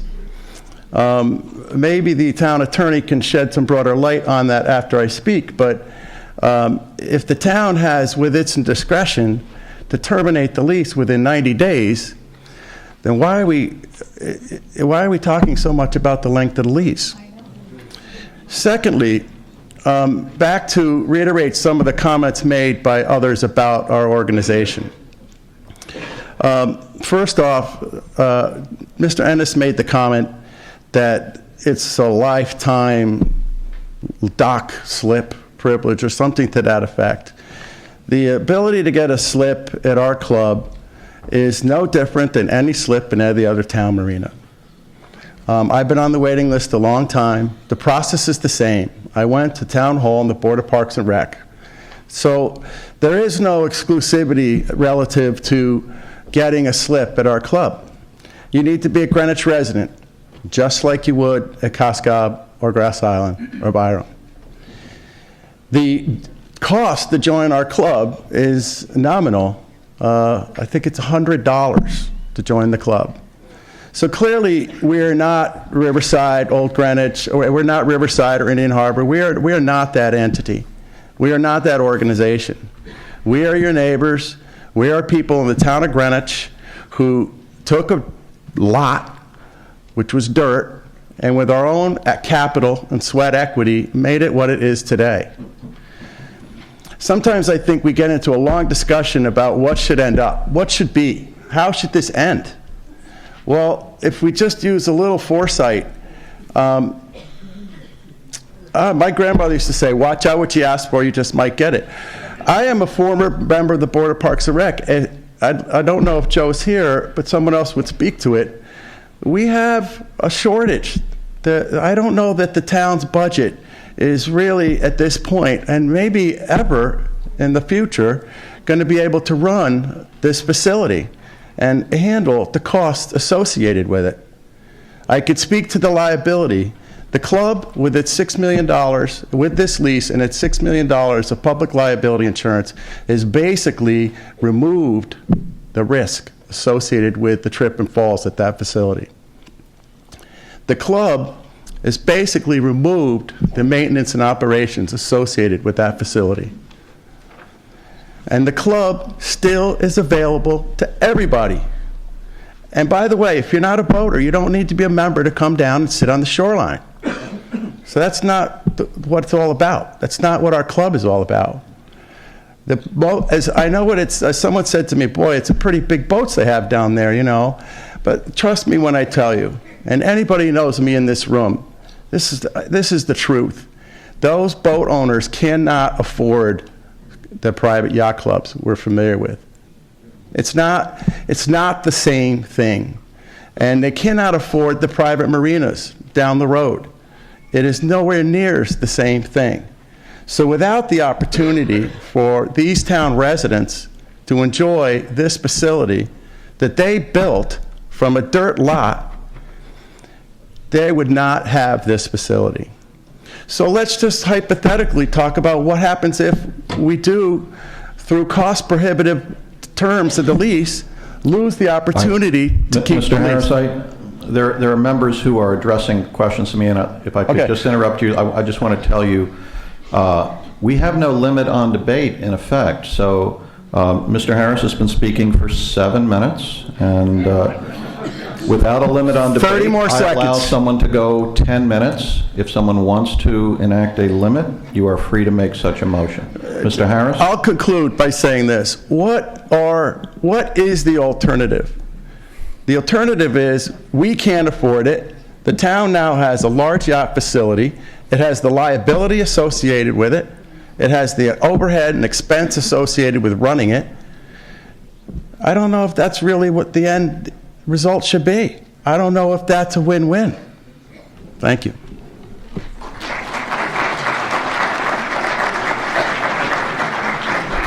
Bob Tuthill, District 4.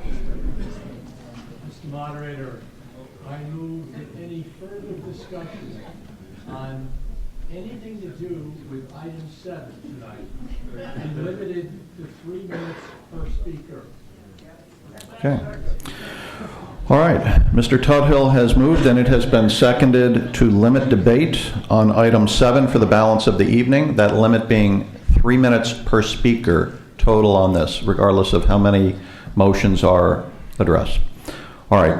A motion to limit debate is not itself debatable and requires a 2/3 majority to pass. I will call for a voice vote on this, it being a procedural matter. All those in favor of limiting debate on item 7 for the balance of the meeting to 3 minutes per speaker, please signify by saying aye. Aye. Opposed? No. That motion has carried. All right, further discussion. I do have the result of the vote on the Oberlander motion to amend item 7. Those in favor, 79. Opposed, 92. Abstaining, 7. That motion has failed. Further discussion on item 7. Mr. Wutzik, Michael Wutzik, District 11. Thank you, Mr. Moderator, ladies and gentlemen of the RTM. I'd like to go back to Jill Oberlander's comments, and in particular, I echo her sentiment that it's about time the town adopted a lease policy. Let's face it, the issue here tonight is, does it really make sense for the town to hand out $1 a year leases to private actors? In this particular case, we've heard previous speakers ascribe a market value of about $15,000 per annum to this to the property at issue here. I've heard that it benefits about 1,000 town residents. If both of those things are true, that works out to about $15 apiece per year. Surely the club's in a position to raise such a modest amount from its members. I don't see any reason why the town should provide a subsidy to this club, and we can extend it to other private parties, not nonprofit or otherwise, in other circumstances, outside the normal appropriation process. In the absence of a written lease policy, leases provided to nonprofit or other organizations represent implicit subsidies to such organizations. Subsidies that, in my view, should be subject to the normal budget and appropriation process. Why not charge a market rent or a close to market rent, and then in appropriate cases allocate some subsidy back to the organization if it's warranted? But let's prioritize it in the course of the normal appropriation process. So I urge you to either reject this lease, or I hope someone will offer an amendment to postpone it indefinitely so it can be amended, or at least we have an opportunity for it to be amended, renegotiated at something approximating market terms, which I doubt, if $15,000 is the right number, is going to put the club out of business. Thank you. Thank you. Further discussion? Well, we have some people waiting. So, Mr. Pozlusny, District 8. Good evening. I'll make this brief. First, I want to state that we all, I hope, understand that the market value of this has been created by this club. I don't believe that that they owe us for the value of something that they created, period. It wasn't there. They bought an undeveloped, unutilized piece of land and turned it into an asset. So I don't believe that they should in any way be paying us back for something they created for us. Also, I'd like to redirect the discussion. I think they understand they have our full support, and they're doing great stewardship and provided a great program that's a great asset. But I would just like to understand, I don't want the other clubs to get the feeling from what's happening this evening that they should be concerned about their leases and our attitude towards them. So I would like to ask whoever is appropriated the responsibility of creating a uniform understanding of leases so that there is a consensus uniform and an understanding of leases that are uniform to clubs, so one doesn't feel more favored or disadvantaged for whatever reason by some particular preference or prejudice by this body or whatever entity that's looking at these leases. Whoever those people are and whatever those bodies are to do this job, I'd like to know who they are and how much time it would take to go over these leases to maybe come back with to us with 3 leases, maybe 4 if Byram is to get into the fold, because we don't seem to understand why they don't seem to be in the same category as these other 3 entities, that these 4 entities maybe uniformly understand our position with them, and they understand each other's leases to be fair and equitable to all of them, so they feel they're being treated fairly. Thank you. Lucia Jansen, District 7. Good evening, Lucia Jansen from District 7 and one of the 9 former members of the Finance Subcommittee studying the town property leases. The March 2012 report and the subsequent SOMR was based on the committee's analysis of over 40 town property agreements.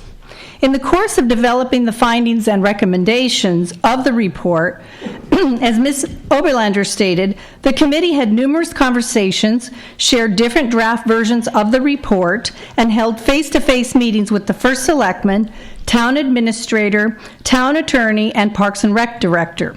At no time over the many months did the town leadership express any doubt or question on any aspect of the recommendations. Thus, it's quite a surprise to hear tonight that the first selectman state that a new town policy is not going to be developed. As we all know, the cornerstone recommendation of the report and SOMR was for the town to develop, first and foremost, a new formal written town property policy to be completed by the end of 2012. I will share but one small case in point on the need for a town policy, aside from what we've heard in terms of the different type of agreements for boat clubs. We found property agreements that formerly were structured as management agreements or leases that then were structured as licenses. And why this is an issue to the RTM is that licenses do not go before the RTM, so that license agreements are only at the purview of the first selectman. Clarity Transparency and definition is needed needed from a written policy to understand in advance for when a license is applied versus a lease or management agreement. Again, that is but one example in the report demonstrating the need for a town policy. It is quite surprising and frankly disappointing to the entire work effort that after the 2012 deadline came and left, we learned that the town Board of Selectmen has no plans to implement, not now, not ever, a new town property policy, unless I've misunderstood something here. The SOMAR was overwhelmingly in favor of the subcommittee report describing explicitly, unambiguously, a town policy recommendation, with 187 voting in favor and 4 voting no, with 2 abstentions. I believe it is now up to 30 seconds. Okay, I believe it is now up to the RTM to follow through on the intent of the SOMR. I believe a fair compromise is the alternative item presented by Ms. Oberlander, postponing the item number 7 back to the committee. Thank you. Thank you. John Dolan, District 7. Mr. Moderator, fellow RTM members, I rise for the first time to speak on this topic, not to reiterate some of the points that have already been made. You've heard people talk about dollars. You've heard people talk about leases. You've heard people talk about the SOMR. I want you to focus, if you're at all on the edge, about what I perceive to be the one-word issue in this topic, which is one of fairness. Now, there's been a great effort to try and muddy the analysis in terms of talking about the hundreds of members and the thousands of families. But in fact, there are 46 slips here. We've heard that there might be an 8.5-year wait list, but who's to know how long a wait list is? We do know that there's only been 1.5 turnover in the last 30 years. So the question becomes, if we have a town resource that's really only made available to 100 people over 30 years, are we not really effectively denying the use of that resource, the slips, not the membership, to the 99.9% of the rest of the people in town and our constituents? So I would have you think in terms of the issue, in terms of fairness and access to the slips. And by comparison, I don't want membership at the Griff. I want to be able to play at the Griff. It does me no good to sit at a club if I can't use the club, and using a boat club is having a slip and using the boats. Now, there's been some mention made that we will deal with this. There has been some mention made that we might deal with this at some other time, and there's been mention made that we always have the ability to kind of interrupt a lease and terminate it at any point in time. But we all know the practical reality that there has probably not been a lease discussion intra-termination period at any time, so we're not going to deal with it. The issue is on the table today. We can either choose to deal with the issue of fairness today, or we can kick this can down the road and it won't be addressed. So I would ask you to support the sense of Jill's motions, that to force the issue of fairness to be addressed, and to support whatever she ends up putting up as an amendment. Thank you. Thank you. Further discussion. Don Conway, District 2. Good evening, ladies and gentlemen. I didn't mean to get up to speak, but I want to remind you, when the club first started, I was up here, and I spoke then, and I'll say the same words now. We gave away an asset, a money-generating asset, not the 4,500 square feet for the club space where the trailer sits. I think they've done a great job on that. We gave away 46 mooring spaces. 46 mooring spaces that if you look back or look at today's rates of $28 to $30 a foot, I think, if Joe is still here, what we get charged down at Coscob, if you take the average length of those boats out there at 30 or 35 feet and do your math times 46 spaces, the town of Greenwich is losing not only the $14,000 or $15,000 that you talk about in the rent of the building, you're losing another $46,000 to $50,000 in mooring spaces a year. Not over 10 years, per year. So now you talk about maintenance. Coscob Marina is run very well, very efficiently by a fellow named Wayne Scott. It's kept clean, it's neat, it's perfect. There's 150 spaces in there. We have 2 garden hoses that we use to wash down our boats.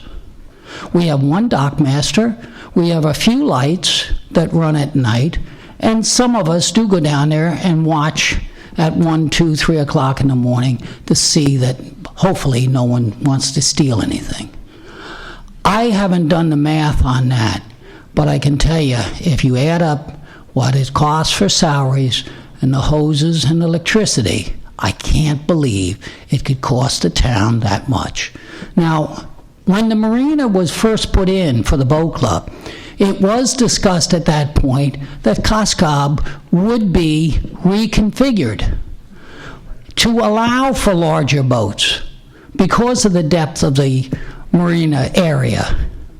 And it was turned down primarily because the cost of the docks were going to be about $400,000 to $500,000. Well, if you do your math, go back when the club first started, take that $400,000 or $500,000, do what we've lost every year in rent, and I believe the town would be ahead, not behind. Certainly, I think it would help our dollar amounts which we need at this point. If you don't, if you do the lease, 30 whatever, fine.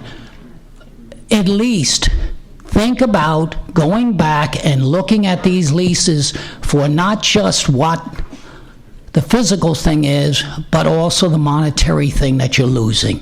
And in this case, you're losing well over $50,000 a year. Thank you. Mr. Ingraham, Commodore of the Boat and Yacht Club.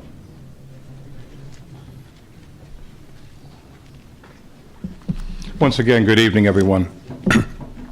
First off, I'd like to start by thanking the members of the RTM and the town of Greenwich for a 30-year partnership that we both had wonderful time experiencing. And I call it a partnership because that's exactly what it's been.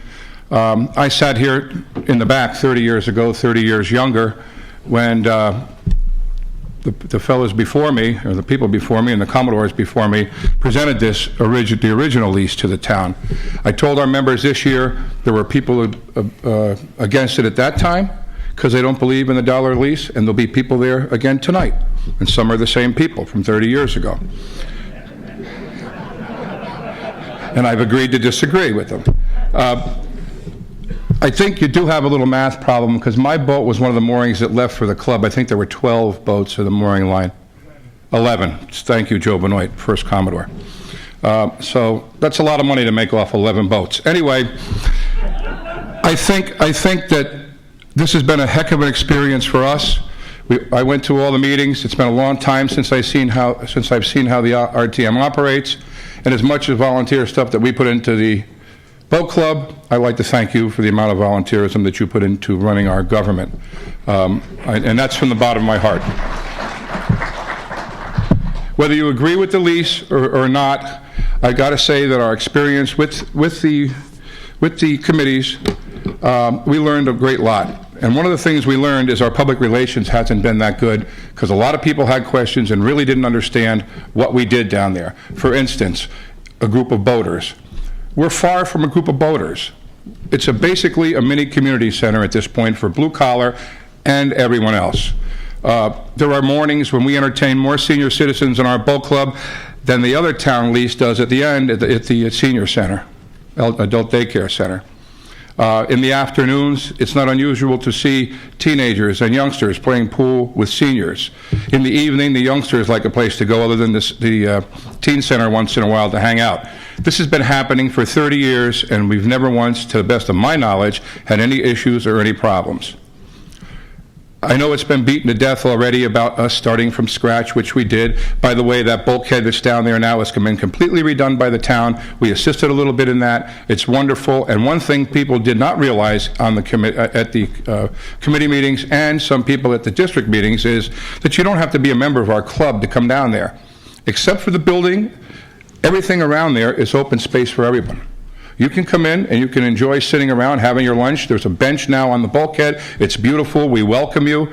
For $100 more, you can use the clubhouse. That's basically what our boat club consists of. In the clubhouse is you get a key, you can use the grills, you can bring your family down, and it's worked out wonderfully. So it's a little more than just big boats and selfish, as I've been called, boaters. I also think that... 30 seconds. Thank you. I also think that the one roadblock we hit was definitely at the Finance Committee. We were hit by questions. We did fill out the questionnaire, or try to answer all the questions, and Mr. Innes did say, yes, you answered them perfectly. This is nothing personal. And everybody kept saying this is nothing personal. And Mr. Oberlander says, I think I should be able to get a slip tomorrow. And this guy wants to get $2,000 for a boat slip. And we were not ready for that. I didn't have answers for that. We thought we were doing a pretty good job running a marina. Maybe we can have some pointers. But I urge you to do one thing. Please give us this lease. Please let us continue for another 10 years. Instead of making us the scapegoat, make us the model, please, and thank you.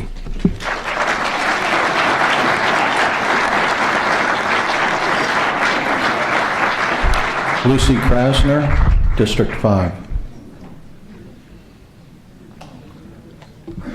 I'd like to pick up where the past speaker ended off. I think that unfortunately this boat club's lease has been held hostage to some people with a policy desire for overall rentals from the town. However, I do think that boat clubs are vastly different than renting to T-Mobile for a cell tower, and they should be handled entirely differently. So I think we should approve this lease as it is presented to us tonight.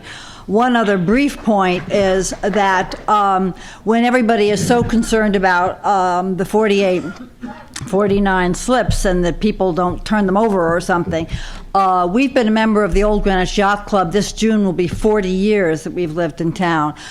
We did not actually, for the first, I think, year or two, have a mooring there. We had to apply to the town to get a mooring for our sailboat, and we were on a list.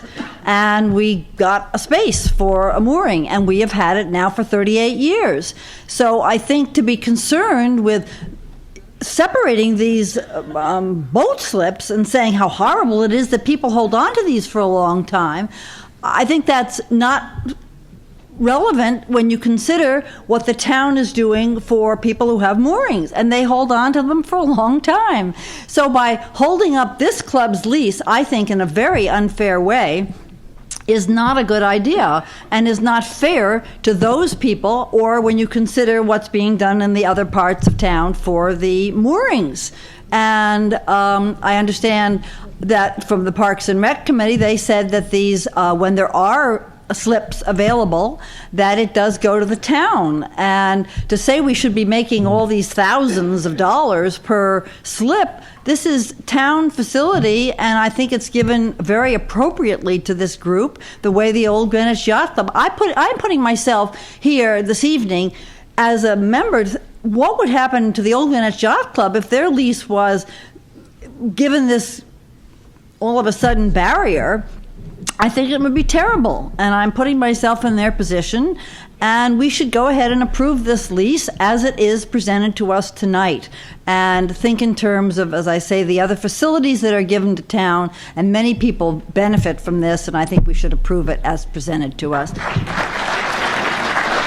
Joe Benoit, District 5.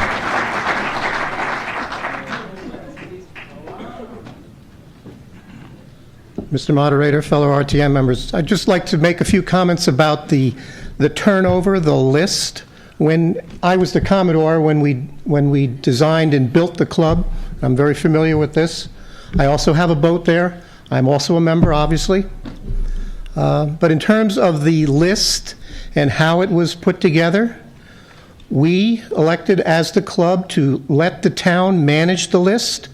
The town manages our list exactly as they manage every single other list for any boat slip in the town.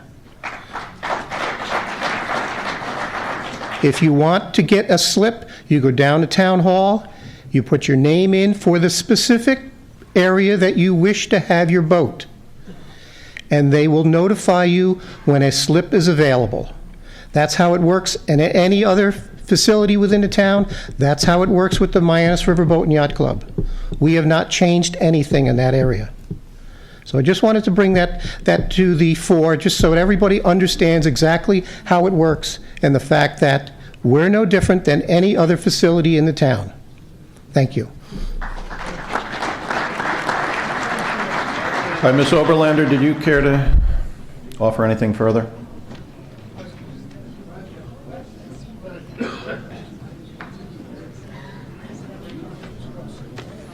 My second motion is to motion to postpone this lease until November 30th, 2013. The question was asked as to how I chose that date. I chose that date when I was trying to think of it. Well, Oh, sorry. we don't have a meeting on November 30th.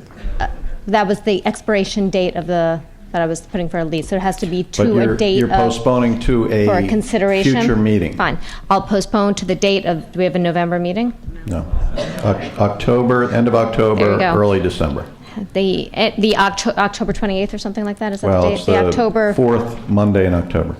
The October meeting, my motion would be to postpone consideration of this lease until the October 28th, 2013 meeting of the RTM. The reason I chose 2013 was to keep consideration within the term of this RTM. The first consideration of the whole leases project came up during the last session of the RTM. It seems a little long to me to draw it out and to hold it over to another term. And I thought that that would give sufficient opportunity for the selectmen and the town employees to consider appropriate provisions for a town lease, town policy, the town leasing policy. All right, is there a second to that motion? It has been moved and seconded to postpone item 7 to our October 2013 meeting. That motion is debatable as to the merits of postponement only, not the underlying question. Discussion on that motion to amend, on that motion to postpone. Yes, Mr. Brogan? If we postpone it to that meeting, the lease, my understanding is that lease comes back to us exactly as it is now? Correct. Can you repeat? The question was essentially noting the difference between a motion to postpone and a motion to refer to a committee. If we were to adopt a motion to postpone, the lease would come back in its identical form as it is tonight. And I'm not suggesting this be done, but if you want work to be done on something, the proper procedural device would be to refer it to a committee that would do that work that you desired to be done, and then it would be brought back in a different form. So this is a motion to postpone. Further discussion on the motion to postpone? Ms. Caldwell, Joan Caldwell, District 10. Speaking on the merits of the motion to postpone to our October meeting. Mr. Moderator, members of town meeting, we have spent probably close to an hour discussing this, and I'm very sorry for the members of the Mianus River Boat Club. You have been held hostage. You've been held hostage to a failure in government to develop the policies that this body has requested. If the policy had been brought forward when it was requested, we would be acting tonight and probably approving the lease without any or many changes. But we haven't. And so now we have a motion to postpone. It isn't going to do what I think some of us want it to do, because the lease will come back in October in exactly the form you see it. If, however, that motion fails, then I will get up and make a motion to refer this to committee so that in the months during the summer we maybe can do something and get some policy and understand what it is we're doing with town property so that the taxpayers know and the citizens who depend on that property can know. It's not fair to anyone, and I strongly feel that we have failed if we don't develop a policy. So I am prepared to make that motion if Mrs. Oberlander doesn't succeed. Further discussion on the Oberlander motion to postpone?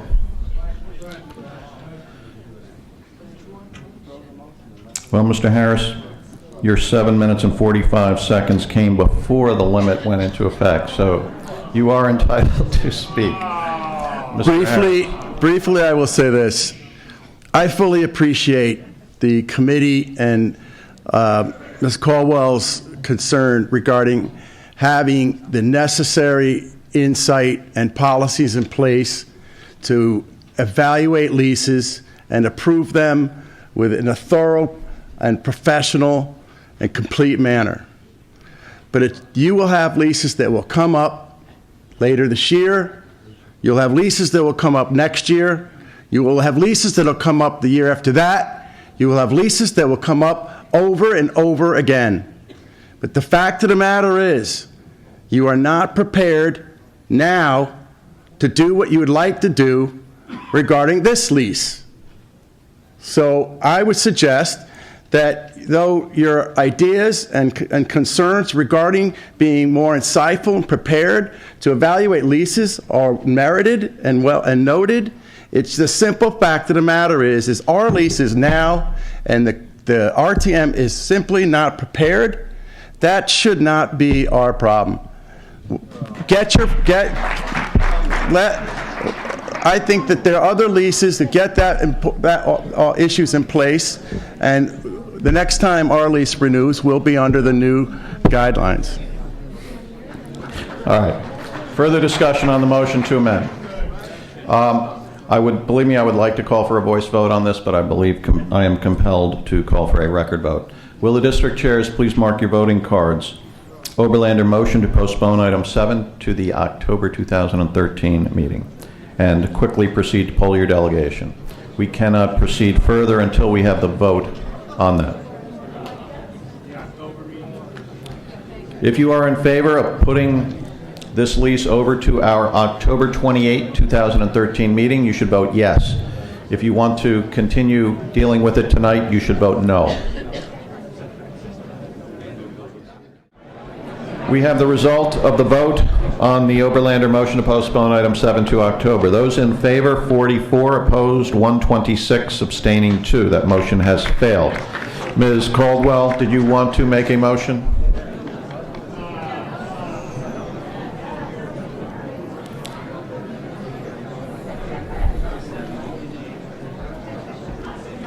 Mr. Moderator, members of town meeting, as I indicated a few minutes ago, if Mrs. Oberlander's motion failed, which it has done, I was prepared to offer a motion to refer this item back to committee, and I wish to do that now. There has been an interest in having a policy for the use of town property expressed in this body for 30 years that I know of. Certainly with the last 10 years ago, I was on my feet and asked about it, and we haven't seen it, and we're not going to see it unless we do something ourselves. So I move, Mr. Moderator, that item 7 be referred back to the Finance Committee for consideration and review. Listen, we will dispose of this. Let each speaker have their fair chance. May I finish? To Yes. the Finance Committee and the Legislative Committee to take a look at this, to see if we can develop a town-wide policy for town land. Not specifically to zero in on this, but this, item 7, is the door to get to the broader issue behind it. I so move. Oh, all right. What is the motion? To refer to? Finance and Legislative Committee. Are they to consider it as one referred committee? Well, I would hope that they'd get together and put a subcommittee together. I think it would work better with a fewer number of people. Do you want to refer to a committee to be appointed by the chairs of Legislative and Finance? All right. Well, we'll vote on this. Yeah.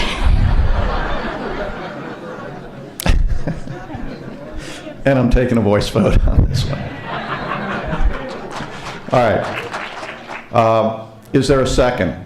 Second. It has been moved and seconded to refer item 7 to the Finance and Legislative and Rules Committee. Discussion on that motion. Ms. Crowe, what is your point of information?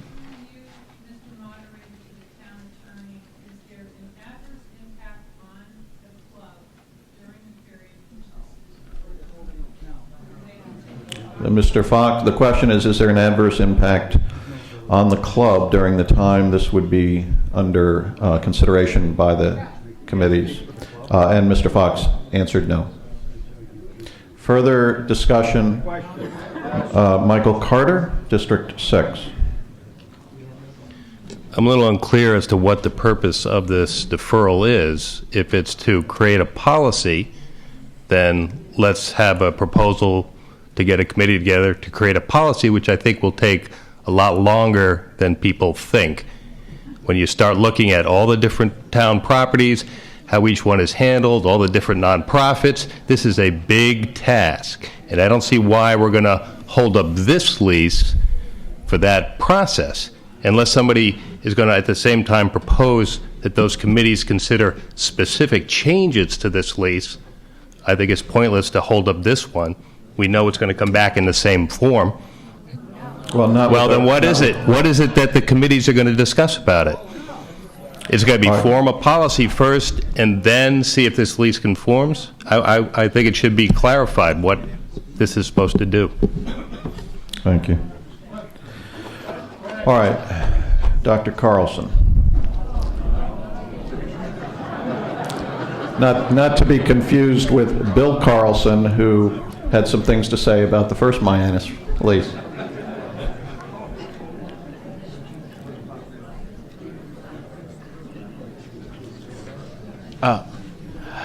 Mr. Moderator, members of the RTM, I think it is inconceivable that the boat club would not get its lease in the end.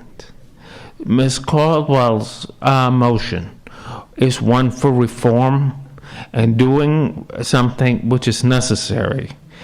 If we give the best guys their lease tonight, we wreck, basically, the start of a reform which needs to be done.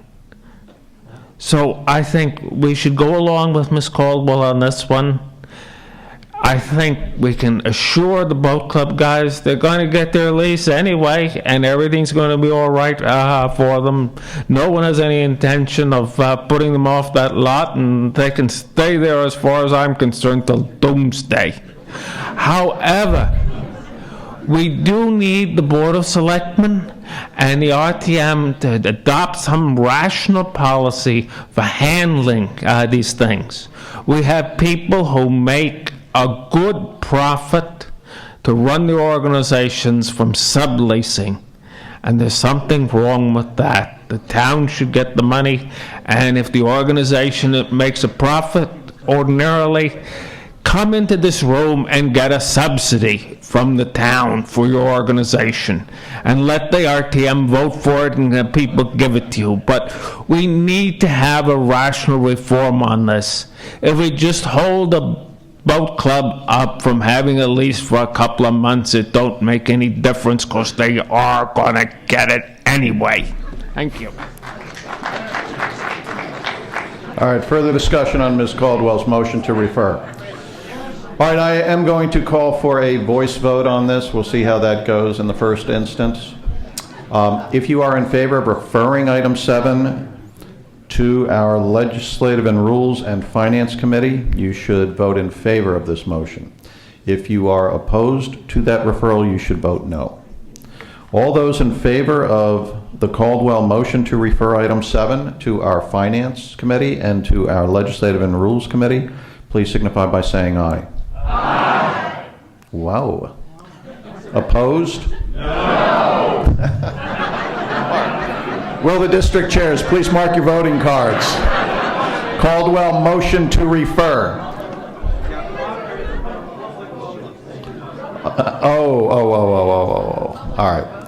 Excuse me. We do invite the public and welcome non-members of the RTM into our auditorium and to participate in a orderly way. But when I call for voting. Only members of the RTM may respond.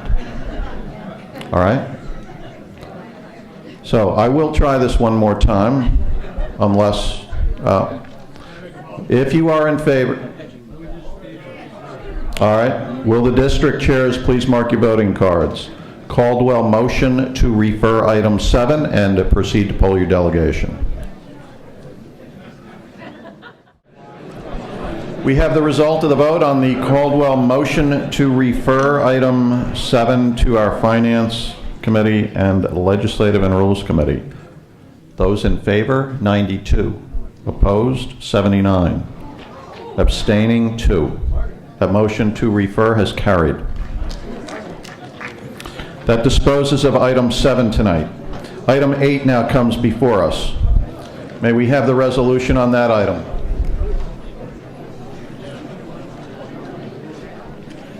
Is Mr. Von Keyserling here?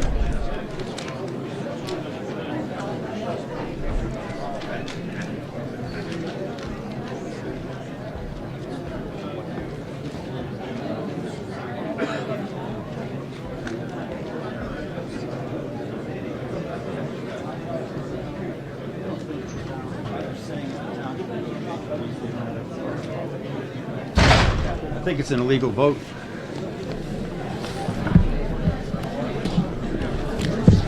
Chris Von Keyserling, Chair of our Appointments Committee.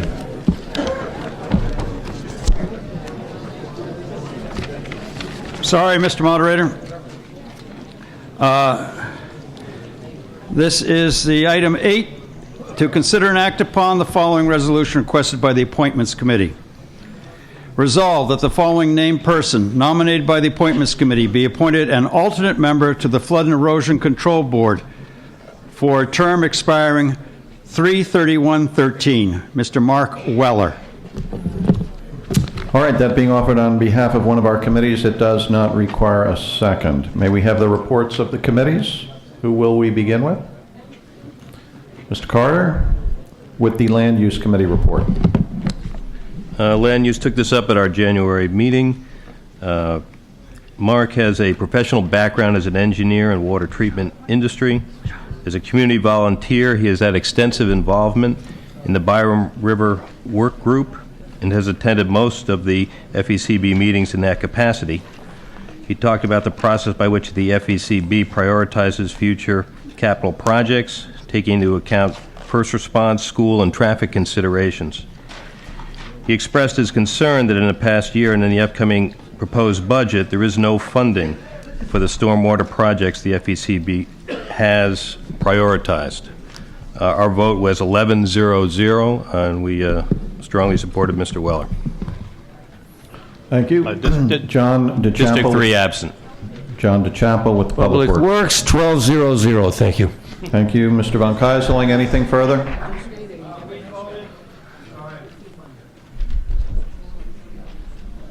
We voted for this item 11-0-1, District 1 abstaining. Mr. Von Keyserling, you're up. I'm up.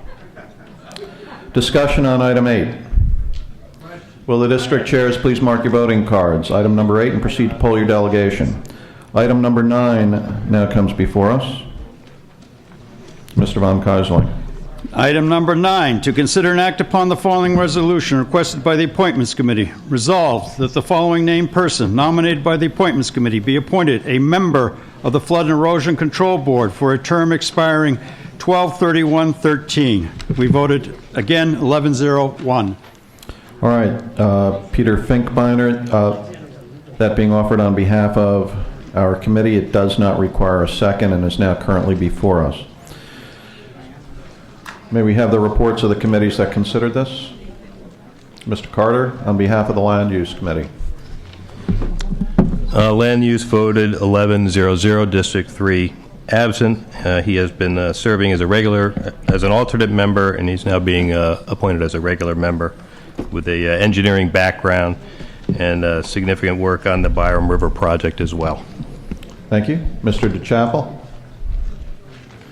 Public Works is grateful to have such a capable expert willing to generously donate his time to the efforts of the town. 12-0-0. Thank you. Mr. Von Kosling, did you want to add anything?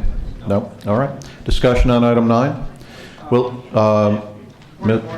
Yes. Mr. Von Keisling said the term was for 12/31/13, but the call says 3/31/13. Is that a...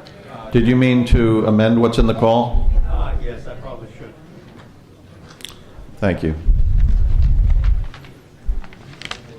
It should be amended to 12/31/13. Mr. Finkbeiner is All right, filling out... So are you saying that you offered a substitute resolution? Amendment, I'm sorry. Should I explain the reason? Yes, please. Both of these gentlemen are filling out incomplete terms that have been vacated. Mr. Van Houten retired and left his term vacant, and that term is up on December 31st, 13. Mr. Finkbeiner is being appointed to complete that term. Okay. And the item 8 was as appears in the call. Okay. Further discussion on item 9. Will the district chairs please mark your voting cards? Substitute resolution on item 9 and proceed to poll your delegation. That being the final item to come before us tonight, we will need to await the tally on those 2 votes that are underway before we can proceed to adjourn.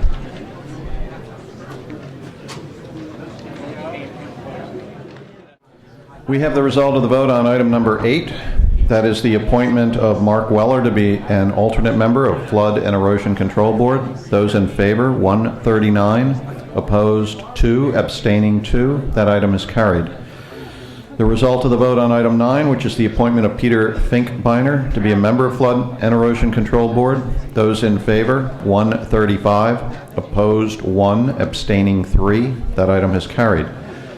There being no further business to come before the meeting and absent objection, this meeting stands adjourned upon unanimous consent. Thank you all for coming. Have a safe trip home. Have a happy and productive new year.